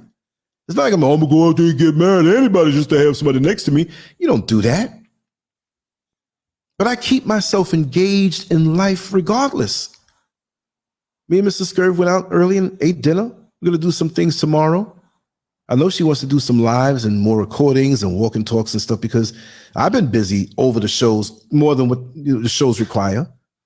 I got stuff recorded here. I got 2 things that I got to put up. I might not even put it up until tomorrow. But what if I wasn't? You know, it would be, well, I'm 10 years, I'll be 70 years old and I'm completely fulfilled. You know, you want to maintain the real contacts, even if It's not sexual. In life. And I'm not going to blame porn for all the ills in society, but on that level of intimacy and eroticism, sexuality, man, it really does mess up a lot of stuff. To be able to express to a woman how you feel to her, not by saying, honey, I love you. But when you get with somebody and you speak about the deeper thoughts and feelings and experiences of sexual energy between you and this woman. I'm speaking as a man, so for you women, it's with a man. If there's rainbow stuff floating, enjoy the show, but I can't relate to that. But when you can tell someone and open up, oh, this turns me on. Let's include this. And she's truly interested in keeping you turned on and knowing you, not just knowing you where every time we're around each other, we're just talking about sex. But you may like blueberry muffins made a certain way. She may like to spend time at the beach at a certain time of the evening when the sun is going down. You know what I mean? Like that. Exactly. Yeah. A thought just came to me. I'm going to say some words. A lot of men, they feel powerful in their anonymity. And of course, I can't reveal my sources, but that is so true. Like I said earlier, as easy as it is to do what was suggested where, well, meet with one of these women and pay them. And a lot of men can't do that. They can be who they want to be when they got that ever emptying jar of Vaseline stroking themselves to orgasm. It's not just about the woman that they're watching, because you know whatever penis is in that scene, that's their penis. Understand, ladies, when men are masturbating, that penis that's getting sucked, they're stroking themselves in accordance with that, and they're imagining that.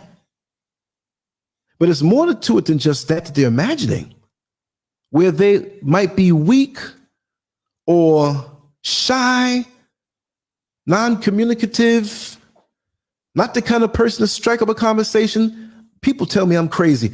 Lance, you don't care. No. In my life growing up, you know, when I'm single and out there, and when I reference my stories, I share it in that light. I'm still the same person. Y'all know I must have been off the chain and crazy. I'm not living in the past. All these guys standing around scared of this woman because she's drop dead gorgeous and she looks to be very friendly. I'm walking up to her. And after 2 or 3 minutes, she's cracking up. And we walk off, leave the party. It's not even about sex.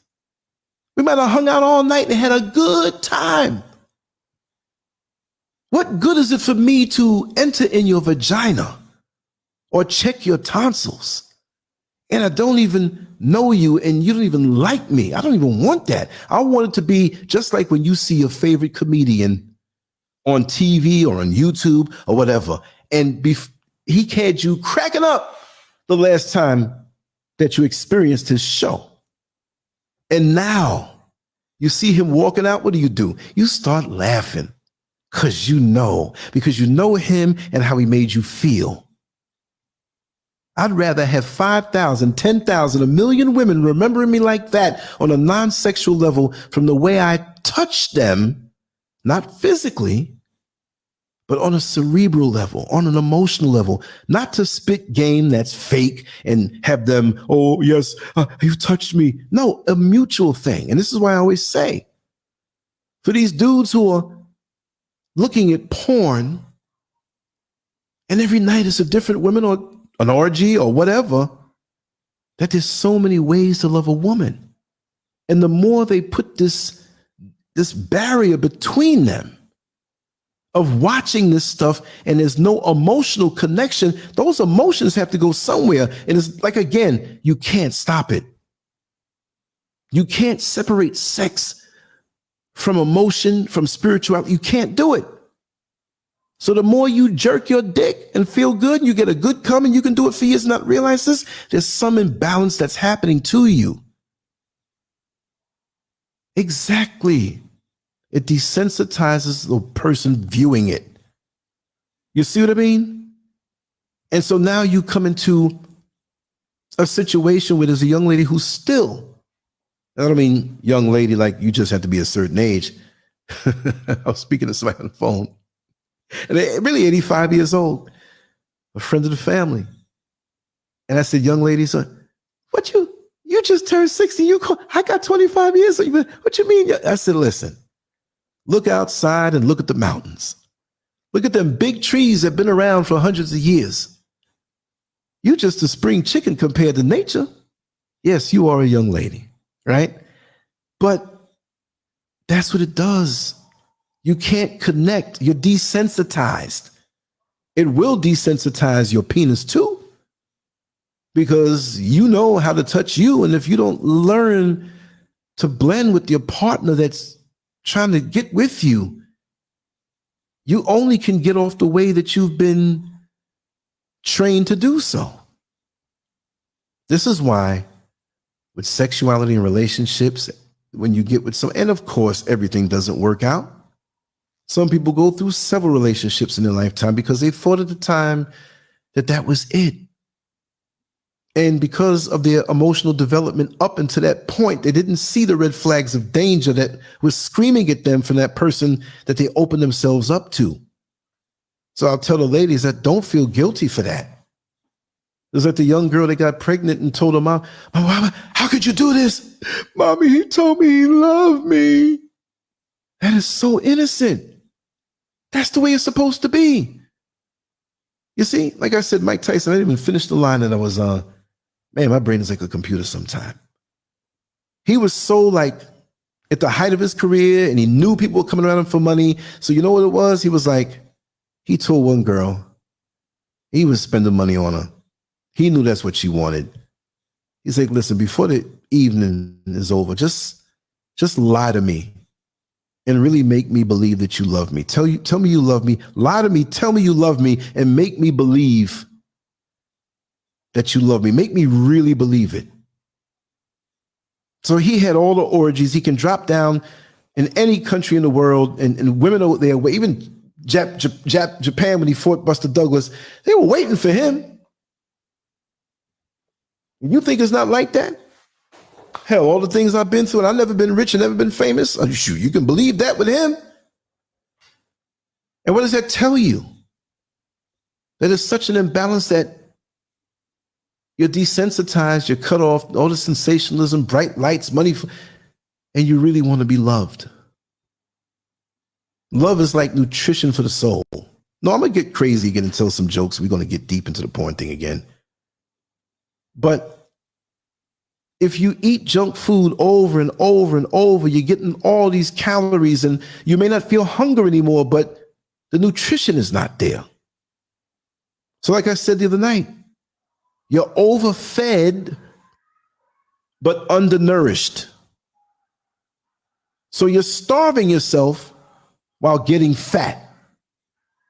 But if you sit down to a small meal that's chock full of nutrition, when you eat it, it doesn't even push your gut out too far. You got what you wanted, and you push yourself away from the table. You see what I mean? Let me go check the chat room. I know y'all been talking. I've been. First thing I saw, or calling it banging. I'm telling you, banging. Like we got a hammer in our hand and we're banging something.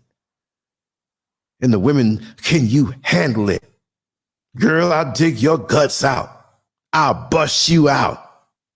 You can't handle this, boy. What kind of WWF, Worldwide Wrestling Federation talk is this? Talking trash. I'm looking up and I'm saying, yeah, right. What happened to caressing? You know, what happened? What happened when, you know, you're really looking into the, of course, if this was some low vibrational, we gonna meet just to do this type of thing, I'm not gonna say it's gotta be all that. But have some kind of daggone connection. You know, I'm not saying that the only way to find a real relationship is just have sex with somebody and just muster up these feelings. No. You should be going into this in balance. And I guess what I'm talking about doesn't have much to do with porn. I just kind of took this road and, you know, kind of went that way. But you got to, okay, check it out. You know the equalizer in the audio system, and you have all these levers that go up, and you have on the mid-range, and you have the highs and lows. You can adjust each part. See, if sex was just the lows, you'd push that up and leave everything else. It would be an imbalanced sound. But in the real world, yes, you can have a sexual charge because that is part of life force. This is why when your life force is extremely low, you don't really feel like having sex. That's not really there. And it's funny because that's one of the only systems in the body. You got the circulatory system. You got the nervous system. You got the digestive system. You got the, did I say skeletal or whatever? You got nervous and all those things and a whole lot more. And if you don't utilize, or if that system shuts down, you die automatically. And you look in your torso, and all of these systems, except for the brain, but all these systems are in there. It's not in your leg or your arm. It's in your torso, compact in the rib cage, right? But if you don't utilize the reproductive system, you won't die. In this world, you might go crazy, right? But you're not going to die. But without that expression, it will choke off a part of you, because we're made to be social beings and creatures. But the porn gives it to you right. That's like going into the restaurant, 5-star restaurant, and they bring you the dessert first. Lots of time, you don't even want to eat the meal no more. Because usually it's something high calorie, high sugar,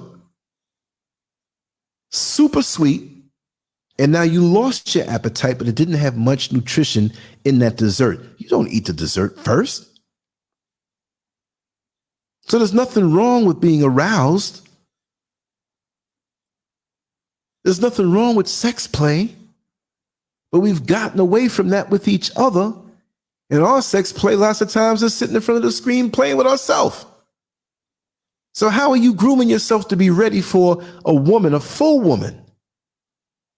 I'm going to get back to the funny stuff and telling jokes and stuff like that, but I have to talk about this stuff. And I'm not about to masturbate, but I have to urinate and I have to touch certain things. So let me play a song real quick. And let me go pee-pee. I'll be right. Let me end this right here. We'll play it later. You know, some topics, you don't really have to play certain songs and I play that song a lot because everybody loves it. And I had a funny thought.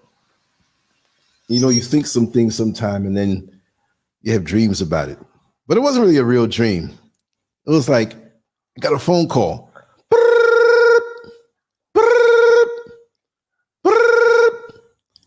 Assalamu alaikum, my brother. All praises due to Allah. It's like, I got a tongue twist. Assalamu alaikum, brother. Who am I speaking to? You're speaking to the Honorable Brother Minister Louis Farrakhan. And I have a concern with you, my brother. I secretly watch your show all the time, and I'm quite flattered when you play my song at the end, but the last few weeks I haven't heard it, brother. I said, well, brother, minister, tonight I have a show on porn, and I don't think you want to have your voice on it. Well, to be honest, my brother, I have to agree with you, but I will be watching. I got a stupid brain. Yeah, but that's the thing. You know, I'm looking at some of these comments, so that's why I'm doing the hamada thing.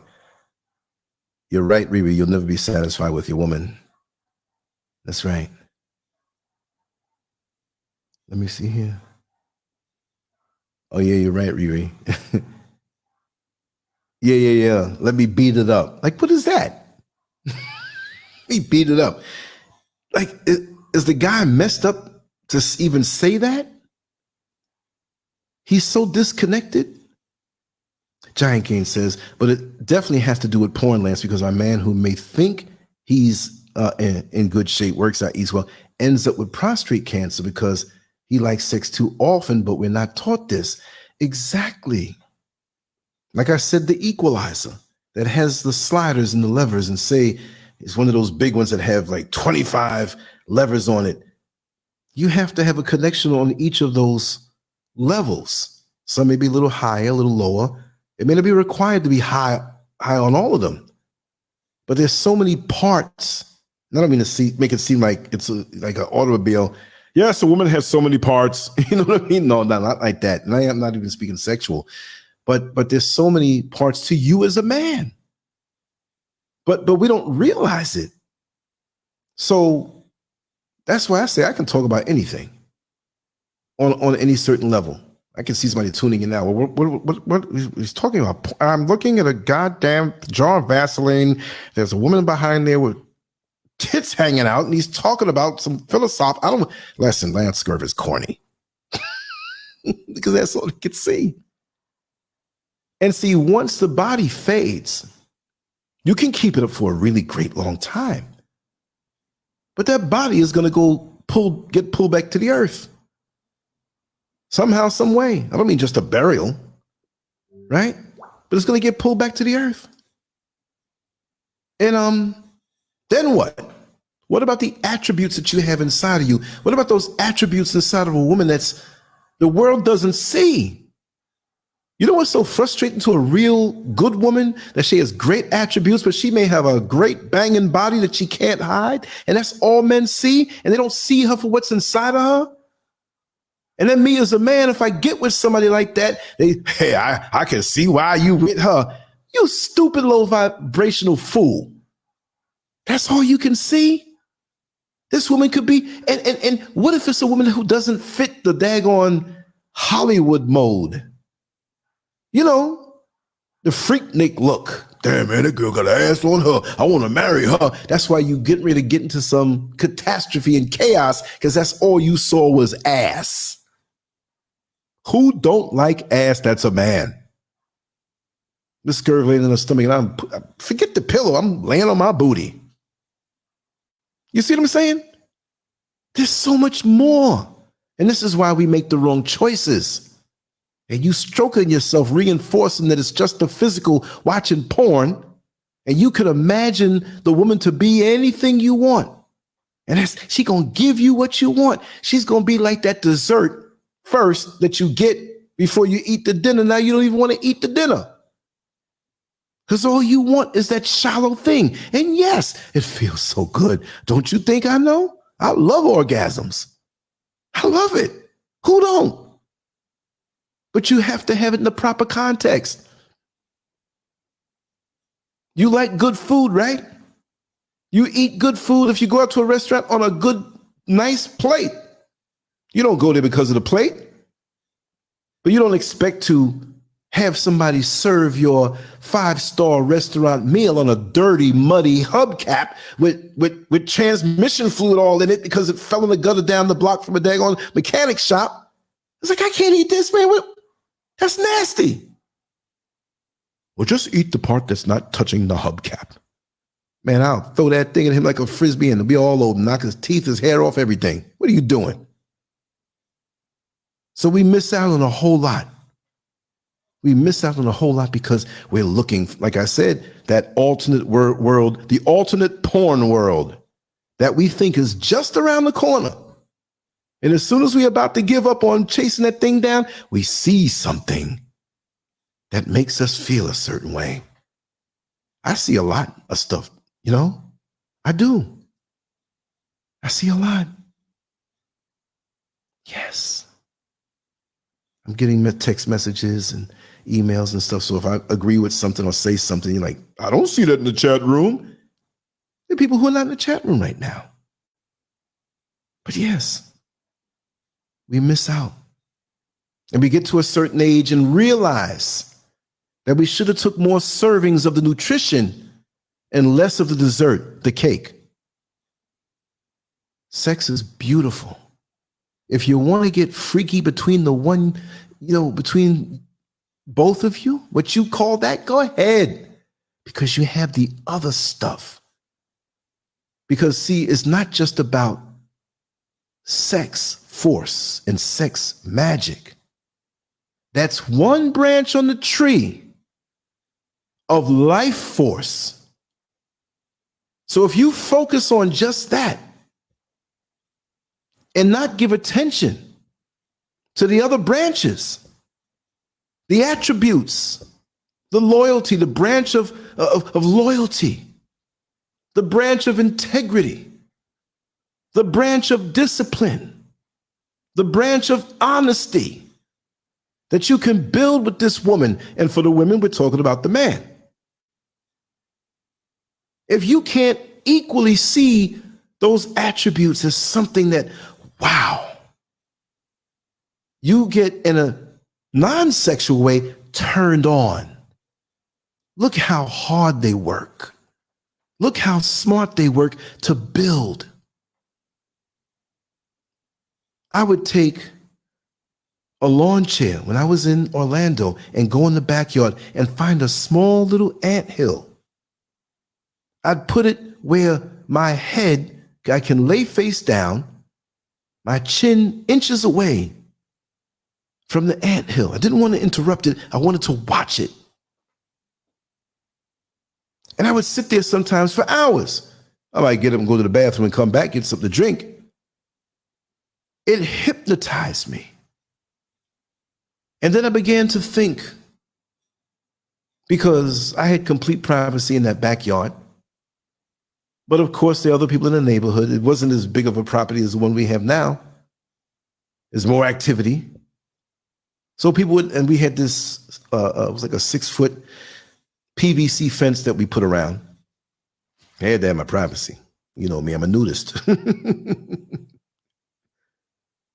And I'd hear people, they'd pull up their car next door across the street and they're talking. And they had so much energy that they put into, man, I met this girl at the club last night, man. I don't know, man, but she talking kind of funny, man. I think, I might as well just go and pull up and get this hotel room ahead of time. No, man, just wait. You don't know, she could be pulling your leg. Like, that's all you thinking about. You got the car. You worked hard to get the car, to get the woman, to get the sex, to do what now? Are you looking to build? Smart people know how to take their sexual drive and turn it around into something constructive. You see what I mean? Imagine we would pursue things with the intensity that we pursue as men and some women, that we pursue sex. Orgasms are good, but they're a promise. It feels good. It takes you out of this world, and okay, ain't no 3-hour orgasm unless you one of them people who have orgasms all day, and they'll tell you how much of a torture it is. You walking around the supermarket pushing the cart, humping. People bump into you. Oh, you know what I mean? And they're exhausted. And it's, of course, usually women. Because ain't no man can have orgasms all day. You walk around with a big head and your body's 25 pounds because you got dehydrated and all the fluid got out of you. And what happened to Lance, man? He got a little baby doll body. Oh, man, he was coming for 24 hours. Like 2 weeks ago, he was normal size. And look at him. He's going to be dead soon. Imagine that. Wear little kitty clothes. But if we would take that drive, and this is why many of us don't have drive. You jerking off all the time, you have an orgasm, you're not holding on to somebody. Say, girl, that was so sweet. Not just because of a damn orgasm. The togetherness. The sweetest thing is to lay next to somebody after you made love, or even if you F-U-C-K because you wanted it that way that time. Women understand that. Women get frisky too sometimes. She's your woman and she's decent, and she's doesn't mean that she's a whore because she wants to go in a different gear. Like they said, sometimes you want to make love and sometimes you want to F-U-C-K and be naughty. It doesn't mean just that the world's, what they mean by that. You're driving along, thinking wholesome thoughts with your woman, and she turns over, she says, listen, I want you to pull this car over right now. And we're going to go down that dark street. I'm going to flip this dress up. You're going to get behind me. You're going to taste me up front, top, back, front, and bottom. You're going to take it from behind. And I want it hard. She might want to feel naughty at that point. It doesn't mean that, I don't know what's going on with her. No. It happens that way. You know you're on a highway. You're a decent, upstanding individual. You don't have maybe the latest car, it might be 6, 7 years old, tuned up, runs good. Nobody's around. And you're doing 70, 75, 80, 85. You just wanted to do that at the time. And the cop pulls you over. Oh, man. And you know the cop and they know you. What are you doing going so fast? I just had to do that. Listen, I can't really let you go, but I'm going to let you go. Don't do that again. All right. We have such untapped energy from within that we just don't understand how powerful we are. And porn and masturbation, even if it's no physical harm to you within moderation, I'm not arguing that tonight. I'm not demonizing. I'm just speaking about a few things that from personal experience with myself and others and the vast experience in those worlds, those nether worlds, that we need to know. Because that can be used against us. And the porn industry tells you how much we are interested in these things. It's all, it used to be where they used sex to sell things. And I knew of the world of pornography from long ago. Inside, up close and personal. Almost entered into that world myself. I actually took pictures, and I told you about that experience, and got paid back in 1984. And what was messed up the week later, a few days later, the whole Vanessa Williams scandal broke out in a Penthouse magazine. I was like, oh my God, they're going to see them photos. I'm busted now. I just tell my dirty laundry. We all got something that we did. Mild, it could be mild, it could be major. We all did what we did. We're experiencing life. Sometimes we want to try something. Sometimes nobody's around. You want to go skinny dipping in the lake. And your next door neighbor comes and catches you with your titties out. Now he knows what your titties look like. You don't have to feel bad about that. I'm not making anybody make me feel bad about anything. No. You live life. You experience, you make choices. Sometimes you make choices that 20 years later, you might say, well, I don't think I would have done that. You see what I mean? Or made that choice.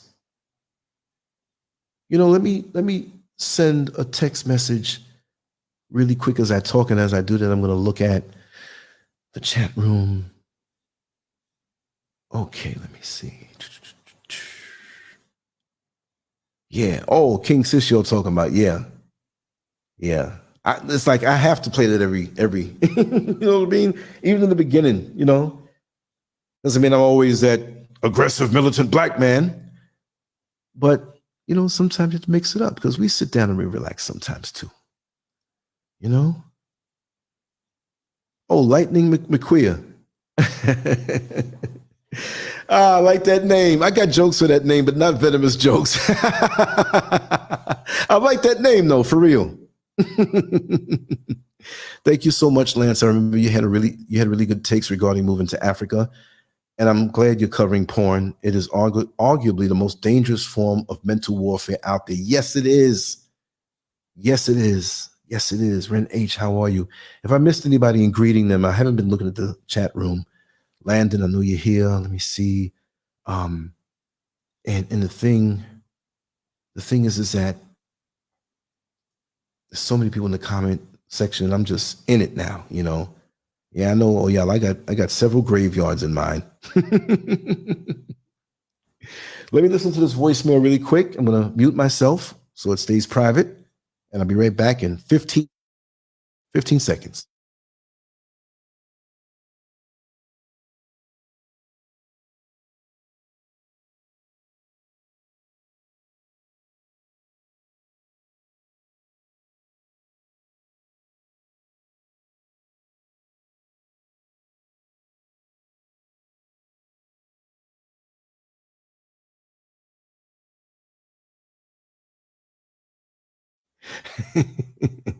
Sorry for the pause, y'all. Yeah, we're going to shift gears. We're going to crack up some more in a little while. Just mixing it up so nice. Yeah. But no, really and truly, we're going to get back to the porn. We're going to talk about some things. We're in the free flow mode. I've been talking for 2 hours and 5 minutes. Aside from the songs, I like that. I didn't realize the time flew like that. I'm not going to cut it off now. We're going to go. It ain't going to be 10 hours I'm talking, but right now in the show, I call it the empty peanut butter a jar phase. Because when it's empty, you still got them little streaks where the spoon didn't hit, and now you can dig that out and get half a spoonful to at least add to the jelly and get one half a good sandwich out. So now I'm going free flow and catch everything that I didn't put out.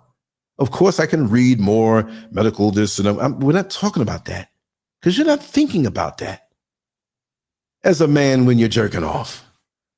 Well, it was about maybe 1 less ounce this time. I wonder what the health implications are because of that. Am I dehydrated that I came less? Oh, it was thick in its texture, but yesterday was watery and watered down. I should get a checkup on this. Oh, it shot out so high and glued my eyes shut. Wow, I don't have it like that. It just dribbles out as of lately. Maybe I'm sick. Nobody thinks about that. But we need to know about our health, and I'll tell you one thing. Our sexual health gives an indication on how we are operating on so many. When you have a healthy sex drive, pretty much you're healthy because that's the first thing to go. I remember when I was much younger, I was 15, 16 years old. I was 16 because I was training and I know I'd already been in one of these. It was early 1990 before I turned 17 in April. I remember I was training for that show. It was a show in Connecticut, where I got my first trophy from. I spoke about that before, right? But I had the flu, but it wasn't close up on the time. So I had time to get over it, right? But I remember, little neighborhood girls and whatnot. I didn't want to have nothing to do with them because not that they want to have sex with you with the flu. But in my mind, it was like they were checking on me. You okay? And I'm not evil to anybody, but I was like, in my own mind, I was like, I just want to be alone. I don't want to see them. I'm okay. And I looked at my penis and I was like, the only thing we're going to be doing is just urinating. That's your only purpose right about now. So, when you get the flu, your thing kind of shrivels up. It's like, you got a fever. You ain't thinking about nothing. You could see something very stimulating. You're like, I can't believe I'm looking at that woman. I'm not feeling some sense of arousal. I can't believe this. There's things you learn. And again, it doesn't mean that every time you see a good looking woman, you're sitting here, oh my God, I just want to jump her bones. But some men are like that, even when they don't have the bullets in the gun. Like I know a woman and with her husband, she's like, yeah, I'll let him go out anytime he wants to go out. One of the cardinal rules that you can't violate is that you don't slip out after I go to sleep. There's something we have to do before you go. And he would get mad. But it showed me that he was doing something wrong. Why he would get mad? I said, well, what are you talking about? She said, rule number 1. If you want to go hang out with the fellas, I have to suck you off first before you leave. And if a man gets mad from a blowjob, he trying to save it for somebody else. So he said, listen, I will not let you leave the house with bullets in the gun. No way. It ain't happening. And he was like trying to be cool. No, it's okay. I'll wait till I come. No. You out there going to do something. You ain't going to hang out with the fellas or they covering for you. I was like, wow, that's a hell of a thing. I was joking back then. I said, if I was with you, I'd be acting like I'm getting ready to go out every night. You tell me you have a headache? Well, I'm going to go out with the fellas. Oh, come over here. Sit down by the couch for 10 minutes. I'll take care of you. I'm looking, did you say Skeletors?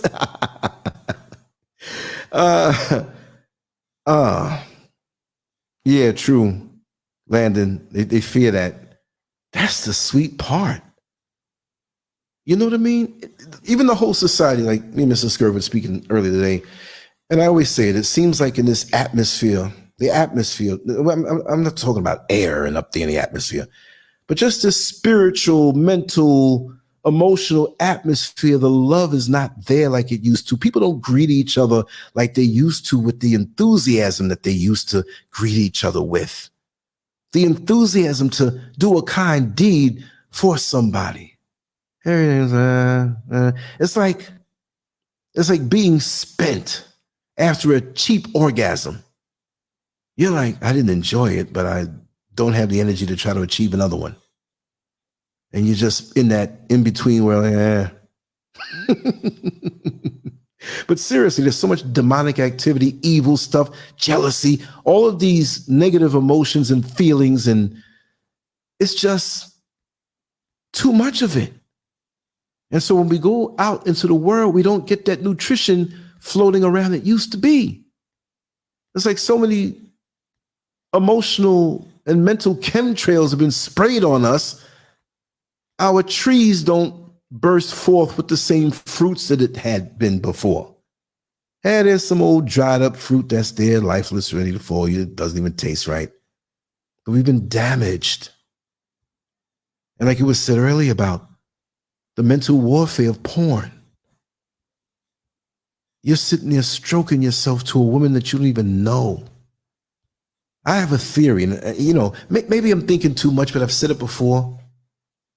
I came in the door, said it before, that our minds are so strong. I'll take it on a simple level. I said as a content creator, has all these videos out, even YouTube hating, he's not only going to get 300 hits from this one. You feel the emotions of the people who are watching your videos, not just randomly. If they're engaged in what you're saying, you're feeling this. If they're upset and angry, white power, we can't stand that boy LANCESCURV. If it comes out here to Forsyth County, Georgia, we got something to put up inside of him, some buckshot. I'm not saying I'm going to feel it stronger. Oh my God, I have nightmares of a Klansman shooting me with buckshot out of a rifle. But collective hate as well as collective love. If somebody's laughing, they write you a text, man, you got to be cracking up. You feel it, it feels good. I made you feel good. So you have a swirl of all of this gumbo of emotional gumbo. And you don't know, it's too much ingredients in this. Yeah, I know you got corn. Yeah, I know you have greens in there, potatoes in there, yams in there. But where you got to put that old shoe that I used to wear back in 6th grade? That ain't no food. So there's things that you will feel in that swirl. And I mean, when your foundation is strong, it's not like you're weak like this, like you're running around like you're super bipolar, quadruple polar. You know what I mean? Like not even just like 2 things or 2 mood swings. No. It's the same. Now, why did I say all that? Because my theory is, just like we have soul ties and fixations, you're opening yourself up as a woman and men, and they're doing their thing. Groups, different, could be a lesbian scene, could be a midget scene with somebody real tall, could be granny porn, it could be some old weird, because what they're slowly introducing to be exposed more, and it's been going on for years, is now the bi porn. They didn't call it bi porn when it was 2 women and a man, because the women are bisexual. They didn't call it that. That tells you how they're trying to aim your brain as a man. And they're slick with it. Now, I don't watch that stuff, but I have seen it, and I try to understand what's going on. And I'm going to go deeper with this. They'll have a regular scene going on. They might even have 2 chicks in there getting it on with a man. So men love that visually because lots of them will never experience that, or that's something they want all their life, and they'll go through their whole life wanting that, never getting that, and miss out on doing something that they were supposed to do because they're fixating on certain things. Like, man, give it up. Give it up. I've done that countless I want to say thousands, but it ain't all that, brother. Oh, that's easy for you to say. No, I'm telling you, it ain't all that. If I could remove all of that I've gone through and use that time to be more of the SCURV that I am now.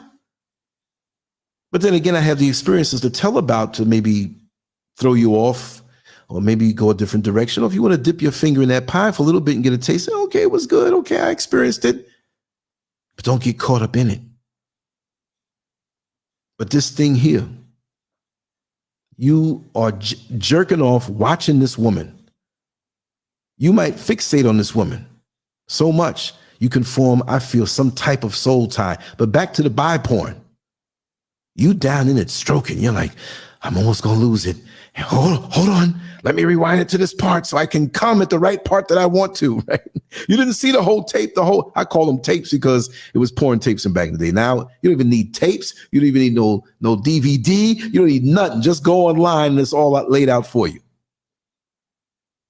So you get ready to come. And so you laid back on the bed, on the couch.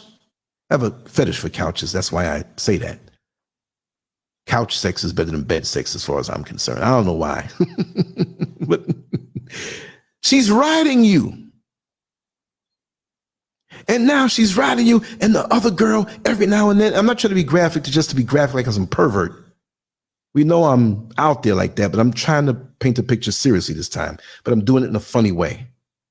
She's riding you, and now you're watching this, you're stroking yourself, and you're like, boy. And like I said, every time you see a dick on the screen, that dick is yours. That's your representative dick in the scene. So if it's getting sucked, it's you getting sucked. If there's two chicks sucking it, that's you. Oh my God. And you're stroking yourself. I'm getting it. Because what are you doing? You're trying to connect with, that's the way it works. Trust me. So now she's riding you. The other girl goes down there by the girl's backside and pulls your dick out and starts sucking it and puts it back in. I can imagine people just popping in on this one. Like, who the hell is this? And it keeps going. And you feel the tension building up. Your butt cheeks are getting more tense because you about to blast off. Your legs are flexed. You're stroking yourself. And she does it again. And then she shows you how freaky she is. And she goes down and licks the other one and puts the dick back in. And you're like, it's going to be another minute. I'm out of here. And so then she's riding. She keeps doing that. And then she pulls the dick out. She looks across the room. And a dude, big lumberjack looking dude with a big ass beard, comes down and sucks the dude's dick. And the guy getting the woman on top of him right don't know. And the girl's laughing. But you're starting to come. Now you're rejecting this. Like, oh man, I don't want no man sucking my dick. Even though that's that man's thing. It introduced to you something in your mind. And if you had that thought in you deep, deep down, because that ain't turning me out into no switcheroo dude, it ain't. But for many who are curious to certain things, who didn't aggressively go and look at certain things, as they're coming, watching this big lumberjack looking dude, what's the dude that, the white dude that sung the song, or what's on my own, whatever, some bearded white man. You know what I mean? Now you got this in your head, but you had a weakness or a thought of this that you never told anybody about. So now in your porn explorations, you are the Captain Kirk of your sexual enterprise, to boldly go where you never been before. So you hanging out where the straight aliens are, and now you're going to planet bipolar, planet bisexual.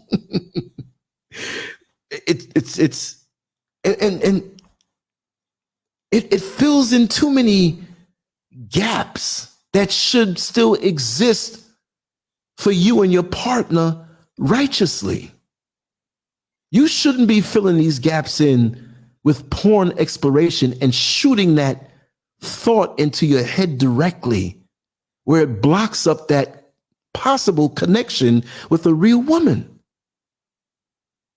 Do what you do. I've heard some crazy things. And I'm not going to say they're crazy, but like between a couple. I told you before about the dude that they always got to do this in the living room. And his wife always has to wear like running shoes, shorts, and she has to be topless. But she has to have shorts like when you're really going out there jogging. And it's never really at night. It's always on a Saturday, like when they're off of work, because they both work Monday to Friday. And he used to love her to get down on her knees. No, not to suck them off. But he would picture this now. She's on her knees, and from her knees to her upper body, it's perpendicular to the ground. So her knees are bent and she's upright. So he would put his left foot between her both feet that were bent and the knee was bent and kind of get close up to her. And then he would have her, or he would do it, he'd take the jar of Vaseline and slap it up under her arm, the right armpit. And he'd hold on to her left shoulder and stick his penis under her right armpit and tell her, baby, act like you running real fast. So she's moving the arm and it's giving him friction, and his penis is under his arm. And he's here, run faster, run faster. And lots of times a right titty caught the ejaculate. That was what they did. Oh God, baby. That was so good. Oh, I love you so much. I'll do anything for you. I know you would, honey. And hey, if they do stuff like that and they like it, fine. They liked it. Yeah, Michael McDonald.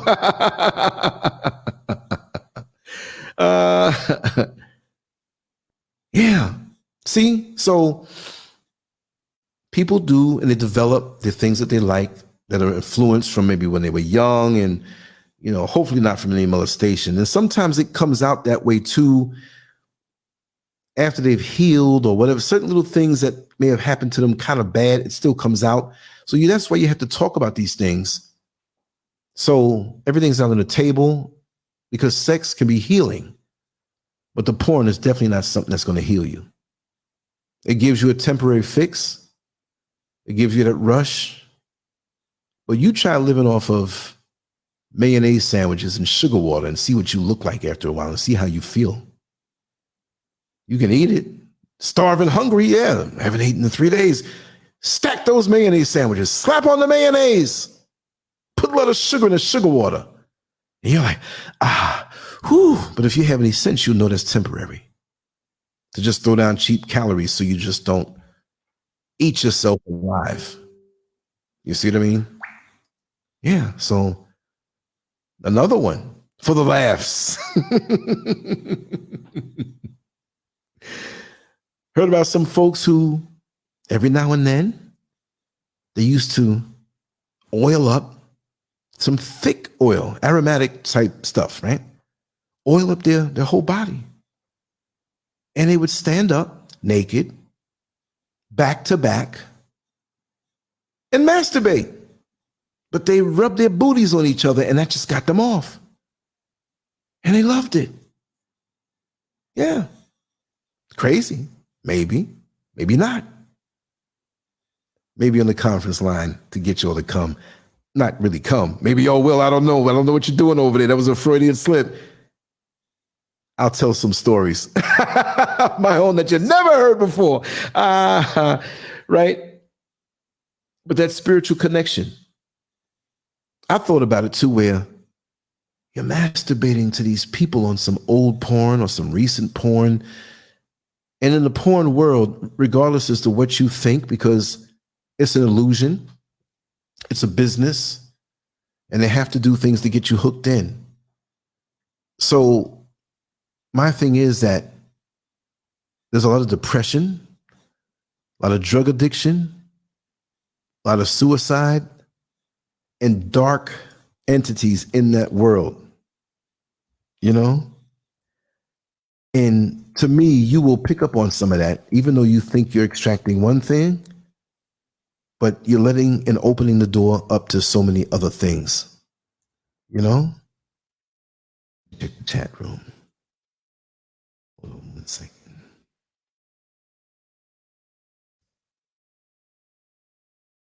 There's so many proximities to the show. Let's see, text me. Let's hit a message right here. All right, let me check. Oh, y'all, I got a way of expressing itself.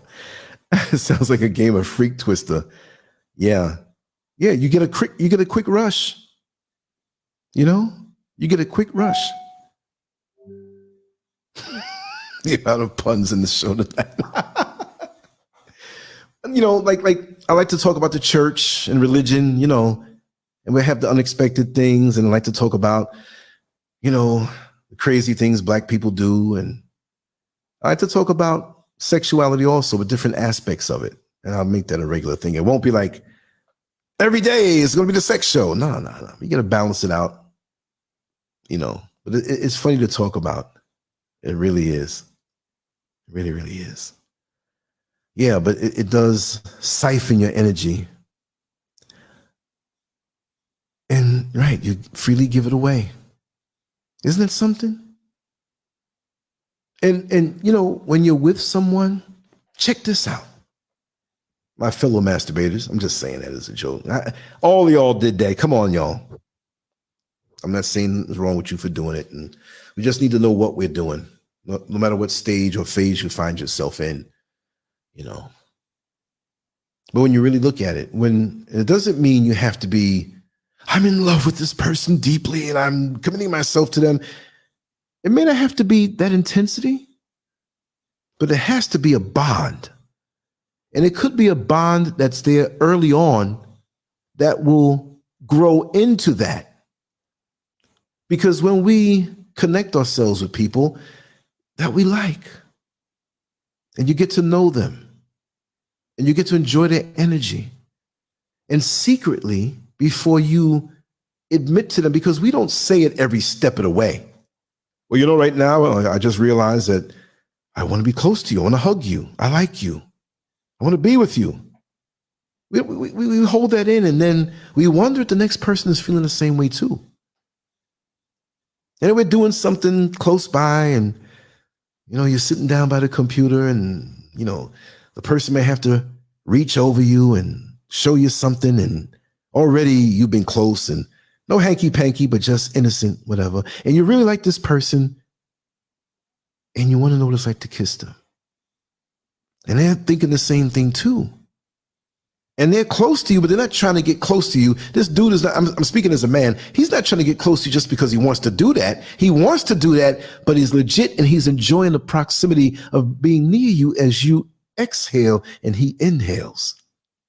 And he exhales and you inhale. And something grips you.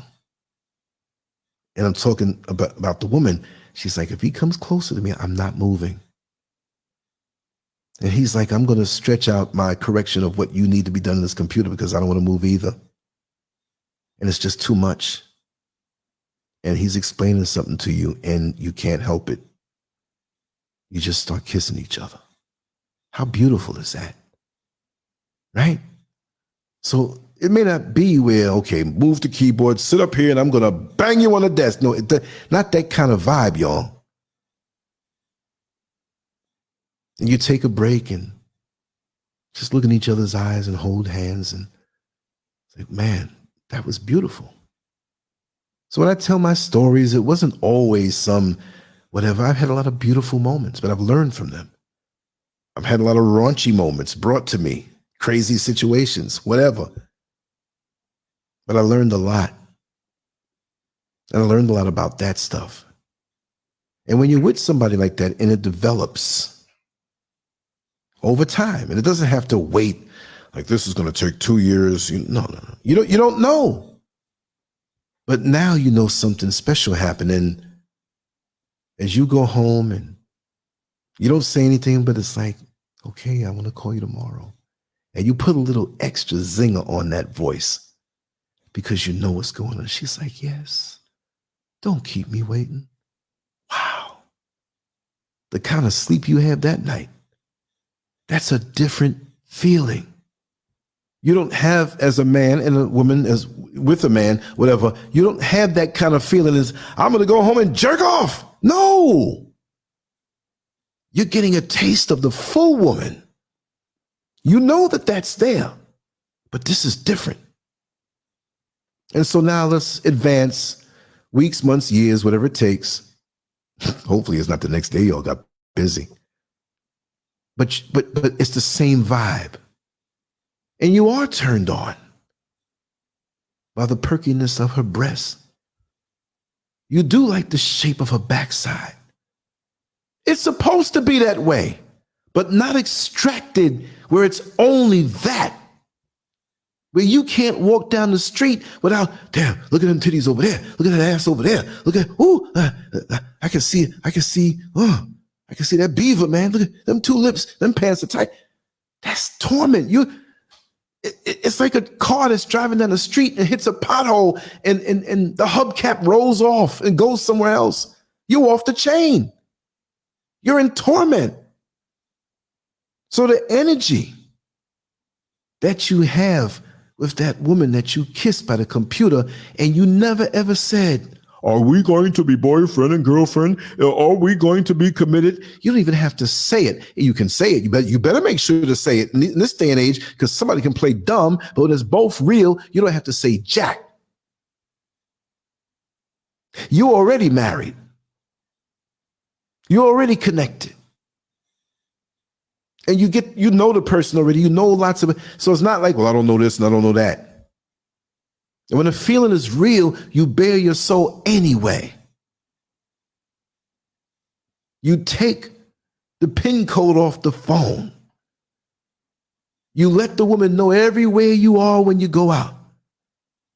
Sweetheart, I was going to just go to the auto parts store, but I'm a little hungry and I'm in the next town over and I know you haven't cooked yet. When I come there, I'm going to shop, but just, order something out. And by the time I get there, we'll eat together. And your friends, your male friends who are single and out there thinking about banging women and, tearing their guts out and all the violent things that they think is romantic. Man, oh man, she got you open, man. Man, you checking in? For real? You checking in? Man, what'd she do to you? And you get mad. Don't put this woman on the same level that you got me with them hoochies out there. I know I messed with the hoochies before, but she's different. Nah, man, better you mess with them hoochies, man, because this one got a lock on you. And you know what? It's a lock that you want because that's righteous. It's not that you had sex at like 14, 13, 15, whatever them young ages are. And, hey, listen, there have been times when I've been in them ages and a woman went down on me. And as I'm about to come, I'm rubbing her head. Oh, I love you. I love you. I love you. There wasn't no love. You didn't have no comparison. And, I was molested at 5 by a woman and had experienced this from 11, but you're not emotionally equipped for those things. Man, you coming real good. But when you're a man and you know life and you know that this is a sweet, beautiful, and I say beautiful no matter what she looks like, okay, we're not just saying the Hollywood thing. Because when she has the attributes on the inside, she is beautiful. And all of what the world may say are imperfections are perfections. Seriously. Especially when a woman loves you. You're laying in the bed with her and you're completely with her, whether you're married or you're completely committed. And you know you've been eating beans all day and you haul off and fart. When that woman loves you, you're stinking up the room, boo. Like, yo, man, I farted by mistake and she taking it like it's light. But don't get with somebody who don't really love you. You're together, you're having sex, but you got no feeling between you and you know it. You fart, nigga, you better get up and get on that couch if you be farting all night. I want to smell that shit. It's just the same with the men. Oh, baby. We were sleeping. You know, we did our thing last night. And I was laying on your butt. You know how I love to lay on your butt. And you were pooting away. But you know I love you so much. I didn't even move my head. Somebody else, oh, nigga, you sniffing your girl's farts? What kind of freak are you? It's different. I love her. I love her so much that when she farts, I smell perfume.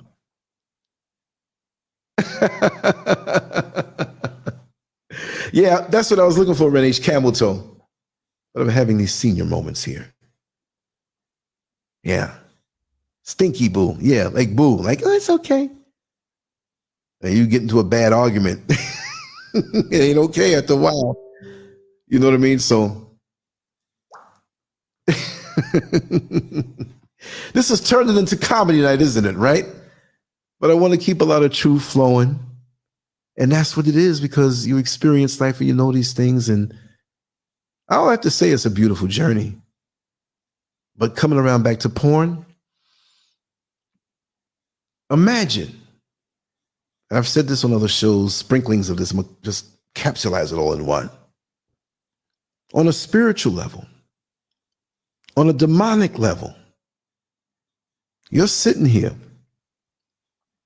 ain't nobody around. Your woman's out of town and she's shopping. And you full of lust. You don't really have that connection with her like that. You have it, but she thinks it's more than what it is, but it's not less. It's just that on the sexual side, you have an appetite long before her that was crazy big because of the porn thing. Not that you actually have done or had experiences before like that, but she doesn't know the secret life of the porn addict. You know, I should have named that. That sounds better as a title, right? The next porn show we do, I'm gonna name it that. It might not be a long show, but I'm gonna channel people that I knew. So now you're sitting here, or maybe better yet, she's asleep and you're up. And you know where you are. You can hear if she gets up, you're down on the first floor, maybe she's on the second floor. And if she gets up to go to the bathroom, you know, if she keeps walking a different way, oh, she's coming downstairs. Slap the dick back in and hide that Vaseline. Because why are you keeping Vaseline in your study or that room? Why? That belongs in the bathroom, you know? And not always up in your face right there. And you surely don't want to use the one that everybody uses, because how come it's going down? Dude was such a porn addict. One time, a friend of mine told me, he was like, man, my wife watches Vaseline. So, you know, I keeps my own. I keep it out in the car. I'm like, God, dog, up under the seat. So I said, man, every time he said, no, I know what I'm going to do it. So when I'm out there, you know, I slip it in my pocket. But I was messed up in the head. When she told me that she washed the car for me earlier that day herself. So I wanted to jerk off real bad. And I kind of went out in the garage. And I told her ahead of time, honey, I need this particular screwdriver or something. I have to go out there. And, okay, I'm going to sleep. And he reached under the seat. He couldn't find it. He saw it in the glove compartment. She found the Vaseline, and now it was in the glove compartment, and she already confronted him about masturbating. She knew he was, but she never caught him. So he's like, I'm going to leave that in the car right where it was. But the other Vaseline was a bigger jar. So how do I get the Vaseline I need without my fingerprints and big finger marks in there? He said, man, there was a fork in the plastic, you know, the extra ones. You know, like when you keep ketchups and mustards and soy sauce and duck sauce and, you know, for the Chinese joint. And when you run low on ketchup, you're like, oh, man, I love candy. Oh, let me get the bag. Good, there's 3 ketchups in there. I could use it. So he went to the family Vaseline. He couldn't take the whole jar because she kept the jar right there on the sink. And if you took it, it was gone. So he was smart about it. He said, man, I got some toilet paper, rolled it up real tight, and took 2 scoops out of it. And I took that knife that didn't have the grooves in it, and I smoothed down. I said, man, you're going through too much to just jerk off, man. What the hell? Do I play the theme from Mission Impossible? Dun dun dun dun dun dun dun dun dun dun dun dun dun dun dun. Dun dun dun dun dun dun. No, man. When he comes.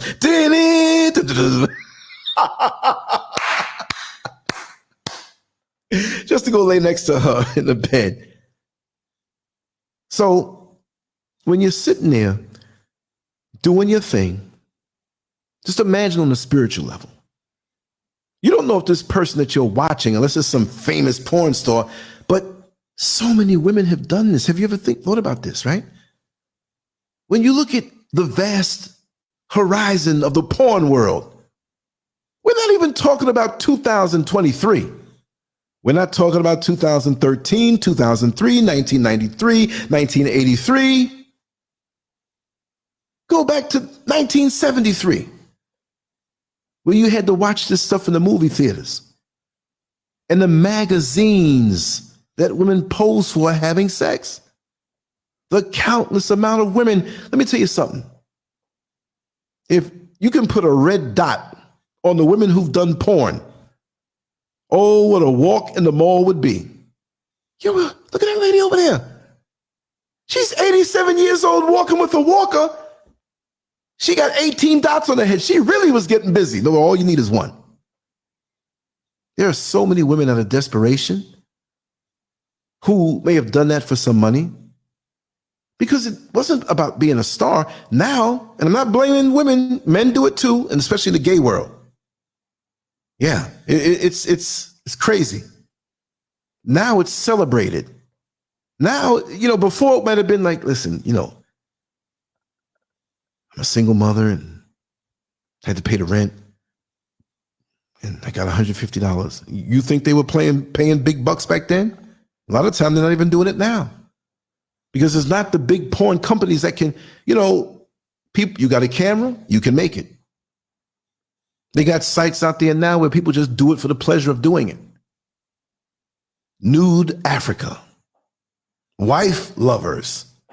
Go Google them, you search them, nudeafrica.com, wifelovers.com, same company. And people upload their own movies or regular people. This has been going on for years, a long time, decades. I've been in the game for a long time. I talk to people send me things. The amount of women that I've known and people send me clips that they've gone into porn. I was like, oh my God, she was a good girl. Yeah, Lance, but you used to mess with her, man, and you used to tell me, man, she was out there. But then you look in their faces and they're lacking something. They can smile and put on, but when you really, now, what man jerking off watching porn is I'm going to study her eyes. No, it don't work like that. I understand.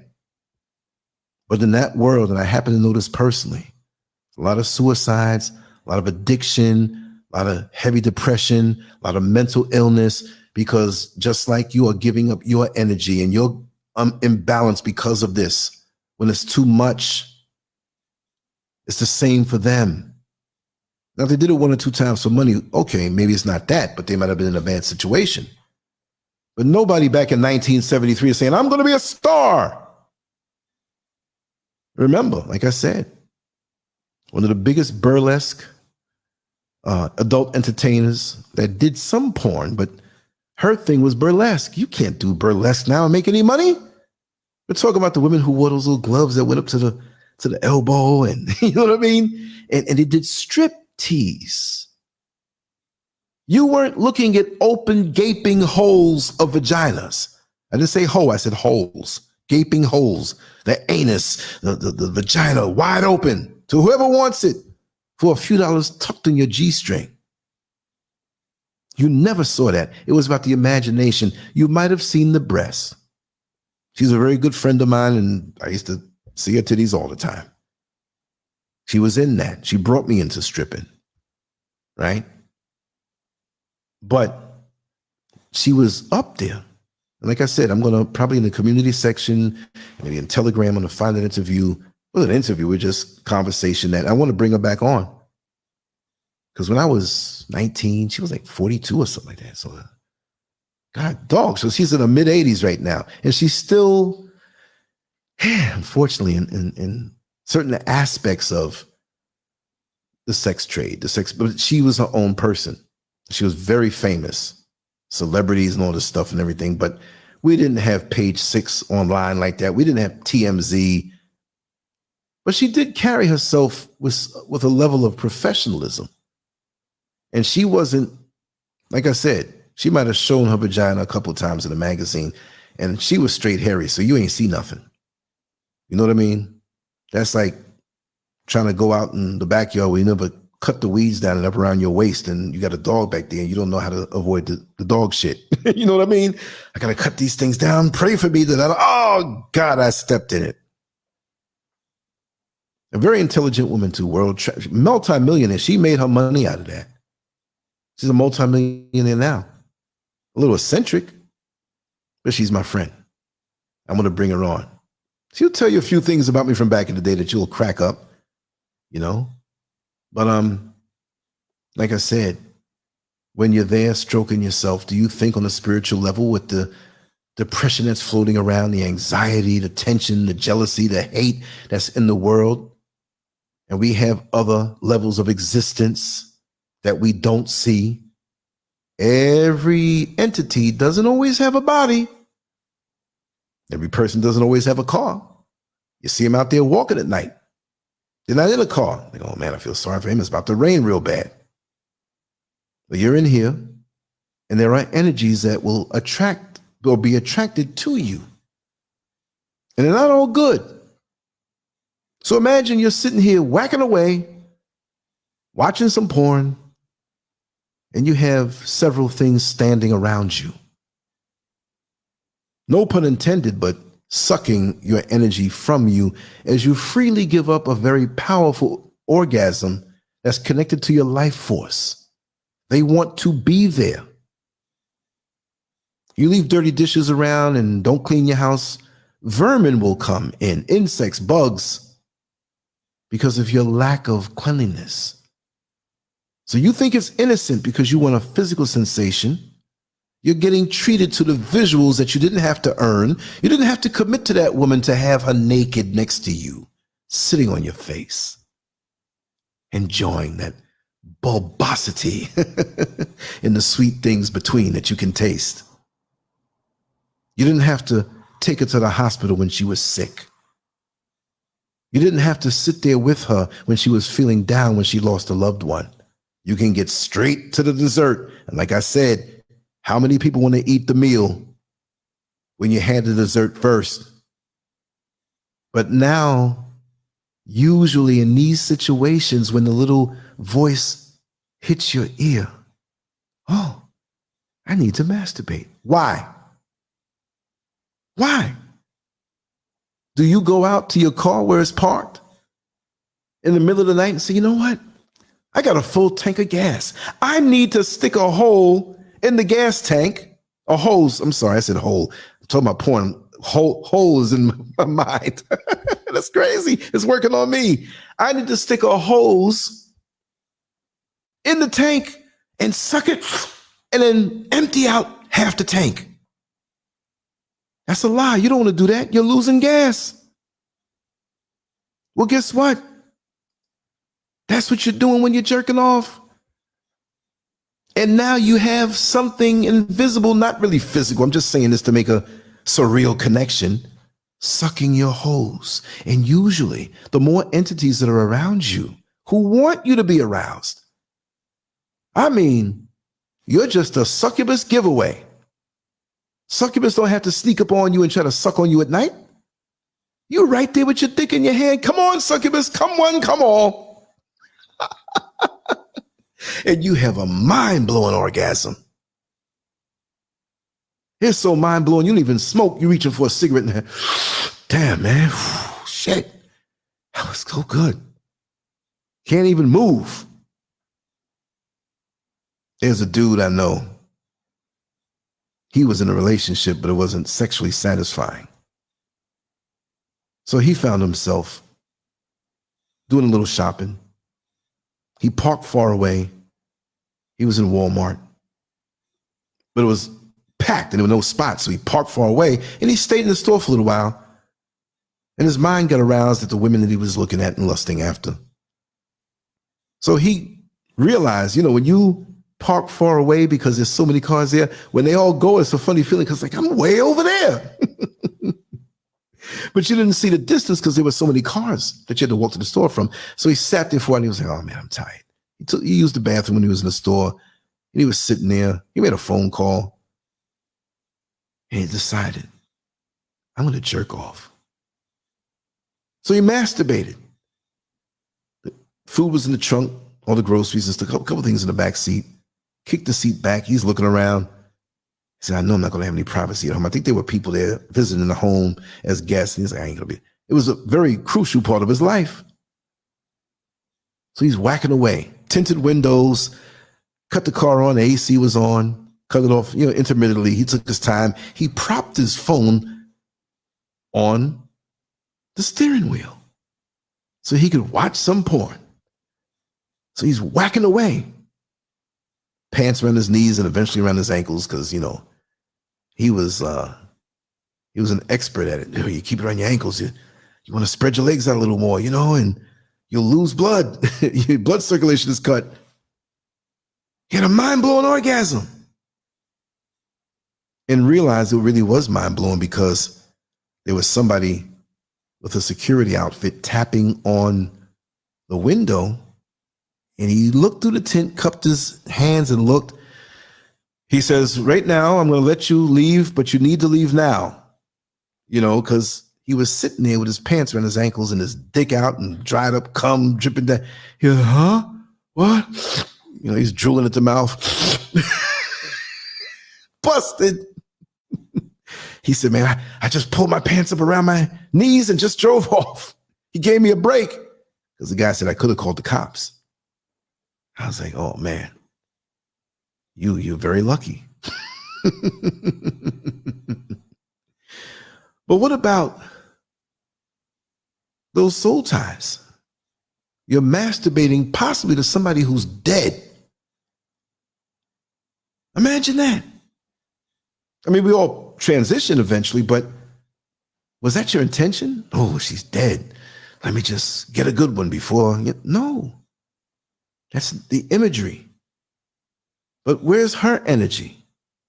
And look what you're doing. I mean, really focused on her or whatever scenario. Also, even if it's something beyond porn that you're struggling with, I mean, you're struggling with being faithful. You're struggling with that. Porn helps to keep you. It don't help now. It helps to fan the flames. Now, physically, you get that orgasm and you lose the feeling. But as soon as you don't have happy balls anymore and they fill up and you're ready to eject sperm at that man getting shot up the cannon at the circus, you're actually telling entities on a different level what you like. Because you're searching. No dude goes on and searches random stuff. There was a dude on one of my jobs, and I know he listens, so I'm not going to say his name. I'm just going to say one of my jobs.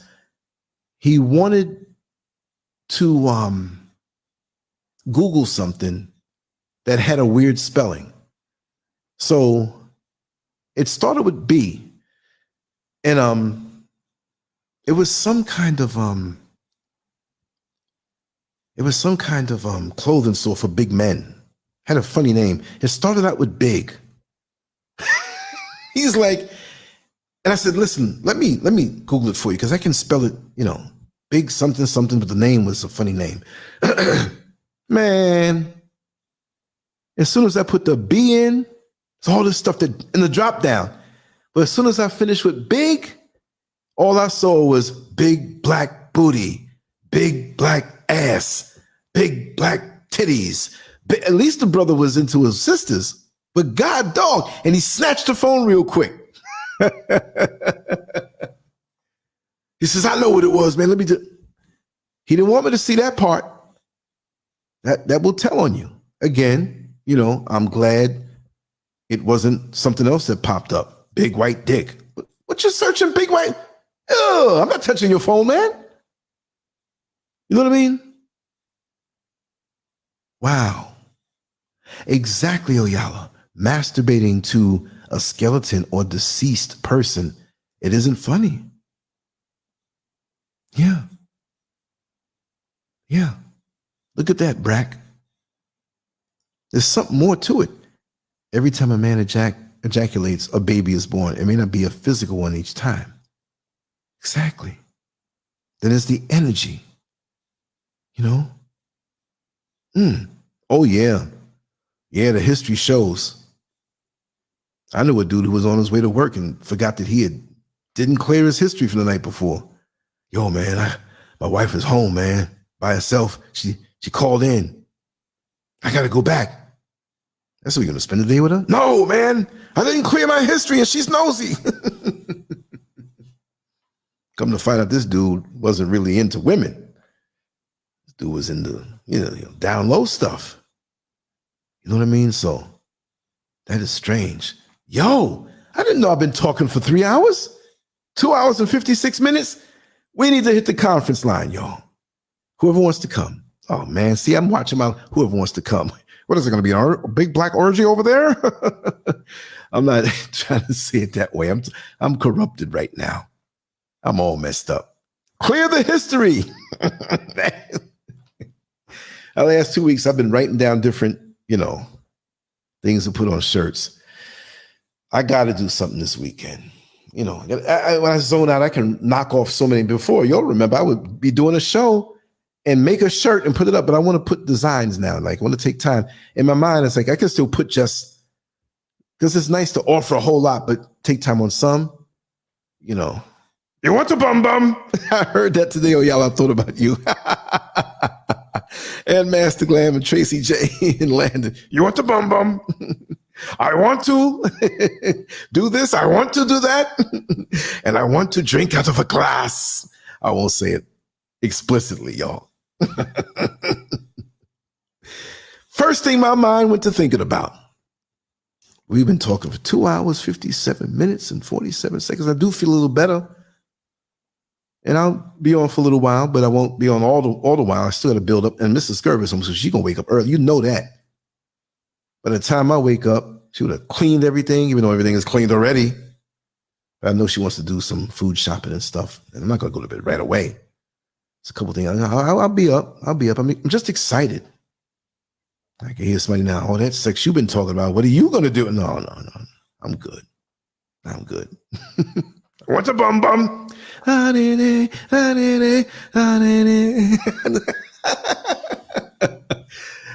there's a lot of videos I want to do where I'm in the video. I'm gonna one day soon.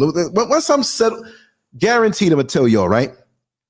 Once we settled in that house in a couple months and I get certain things set up, I'm gonna be doing look, we're gonna roll out with some fun stuff. We're gonna do some good shows, have some good conversations, share some good videos.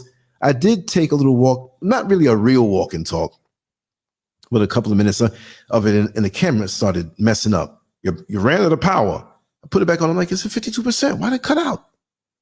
You charge it up because I had a little stick connected to it, comes back normal, and boom, cuts out again. I'm like, what the hell is going on? So I got to check into that, you know? So, but anyway, like I said, I'm going to have things set up, just like funny, spontaneous moments that I catch and just funny little thoughts and just joining the whole community together.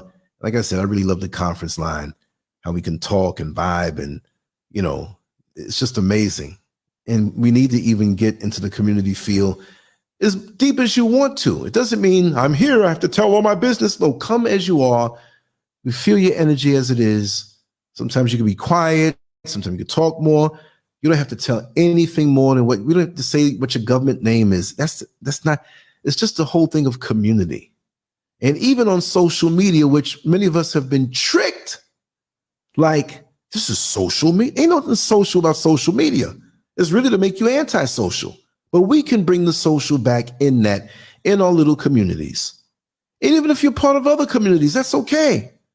Doesn't have, what are you doing over there? I saw you in that chat room over there, man. No, it's okay. It's all right. Let's enjoy. Life can be long and it can be short by the way we treat it. Same time, same man-made time, but how we experience it. You know what I mean? And that's a very, very important thing. Let me just flash the number for the chat. Conference line, not chat, right? That's it right there. 321-521-2515. And there is a link that you can come in on your computer or your phone without having to call. I'm going to get that bad boy right now. I'm gonna actually get in there, although I won't be in there to talk right away. I still have to play a little song and outro and stuff like that. But I'm logging in right now to where that number ends up. But I want to put the link in this. I'm going to put it in the description area. I'm going to do that tonight. So if you're not able to call or whatever, you can just hit that link and you'll be there. That's the cool part about it. Let me copy and paste this and put it into another page so I can see the whole URL. That way I can drop that URL into it. It's very simple. Let me put it here. Right? Boom. Okay. This thing saying welcome back. Right? Here it is. Let me copy it. And I'll drop this for this particular show, but I'll put it permanent where you'll see it all over the place. Where that is, you know, where you can go. Okay, that's it right there. You click that, take it right there, straight. No dialing, you know, just right from your computer or even from your phone. You don't have to do nothing with dialing.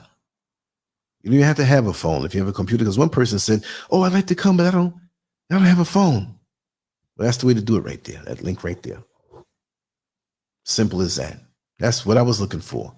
And one thing I stayed up working on, I wanted to find a way to put the Patreon posts on the website, but it doesn't give it for free. And I'm not trying to get rich off anybody, but that's just a means of support. And the other, also to talk whatever we want to talk without YouTube messing me up. That's the real goal.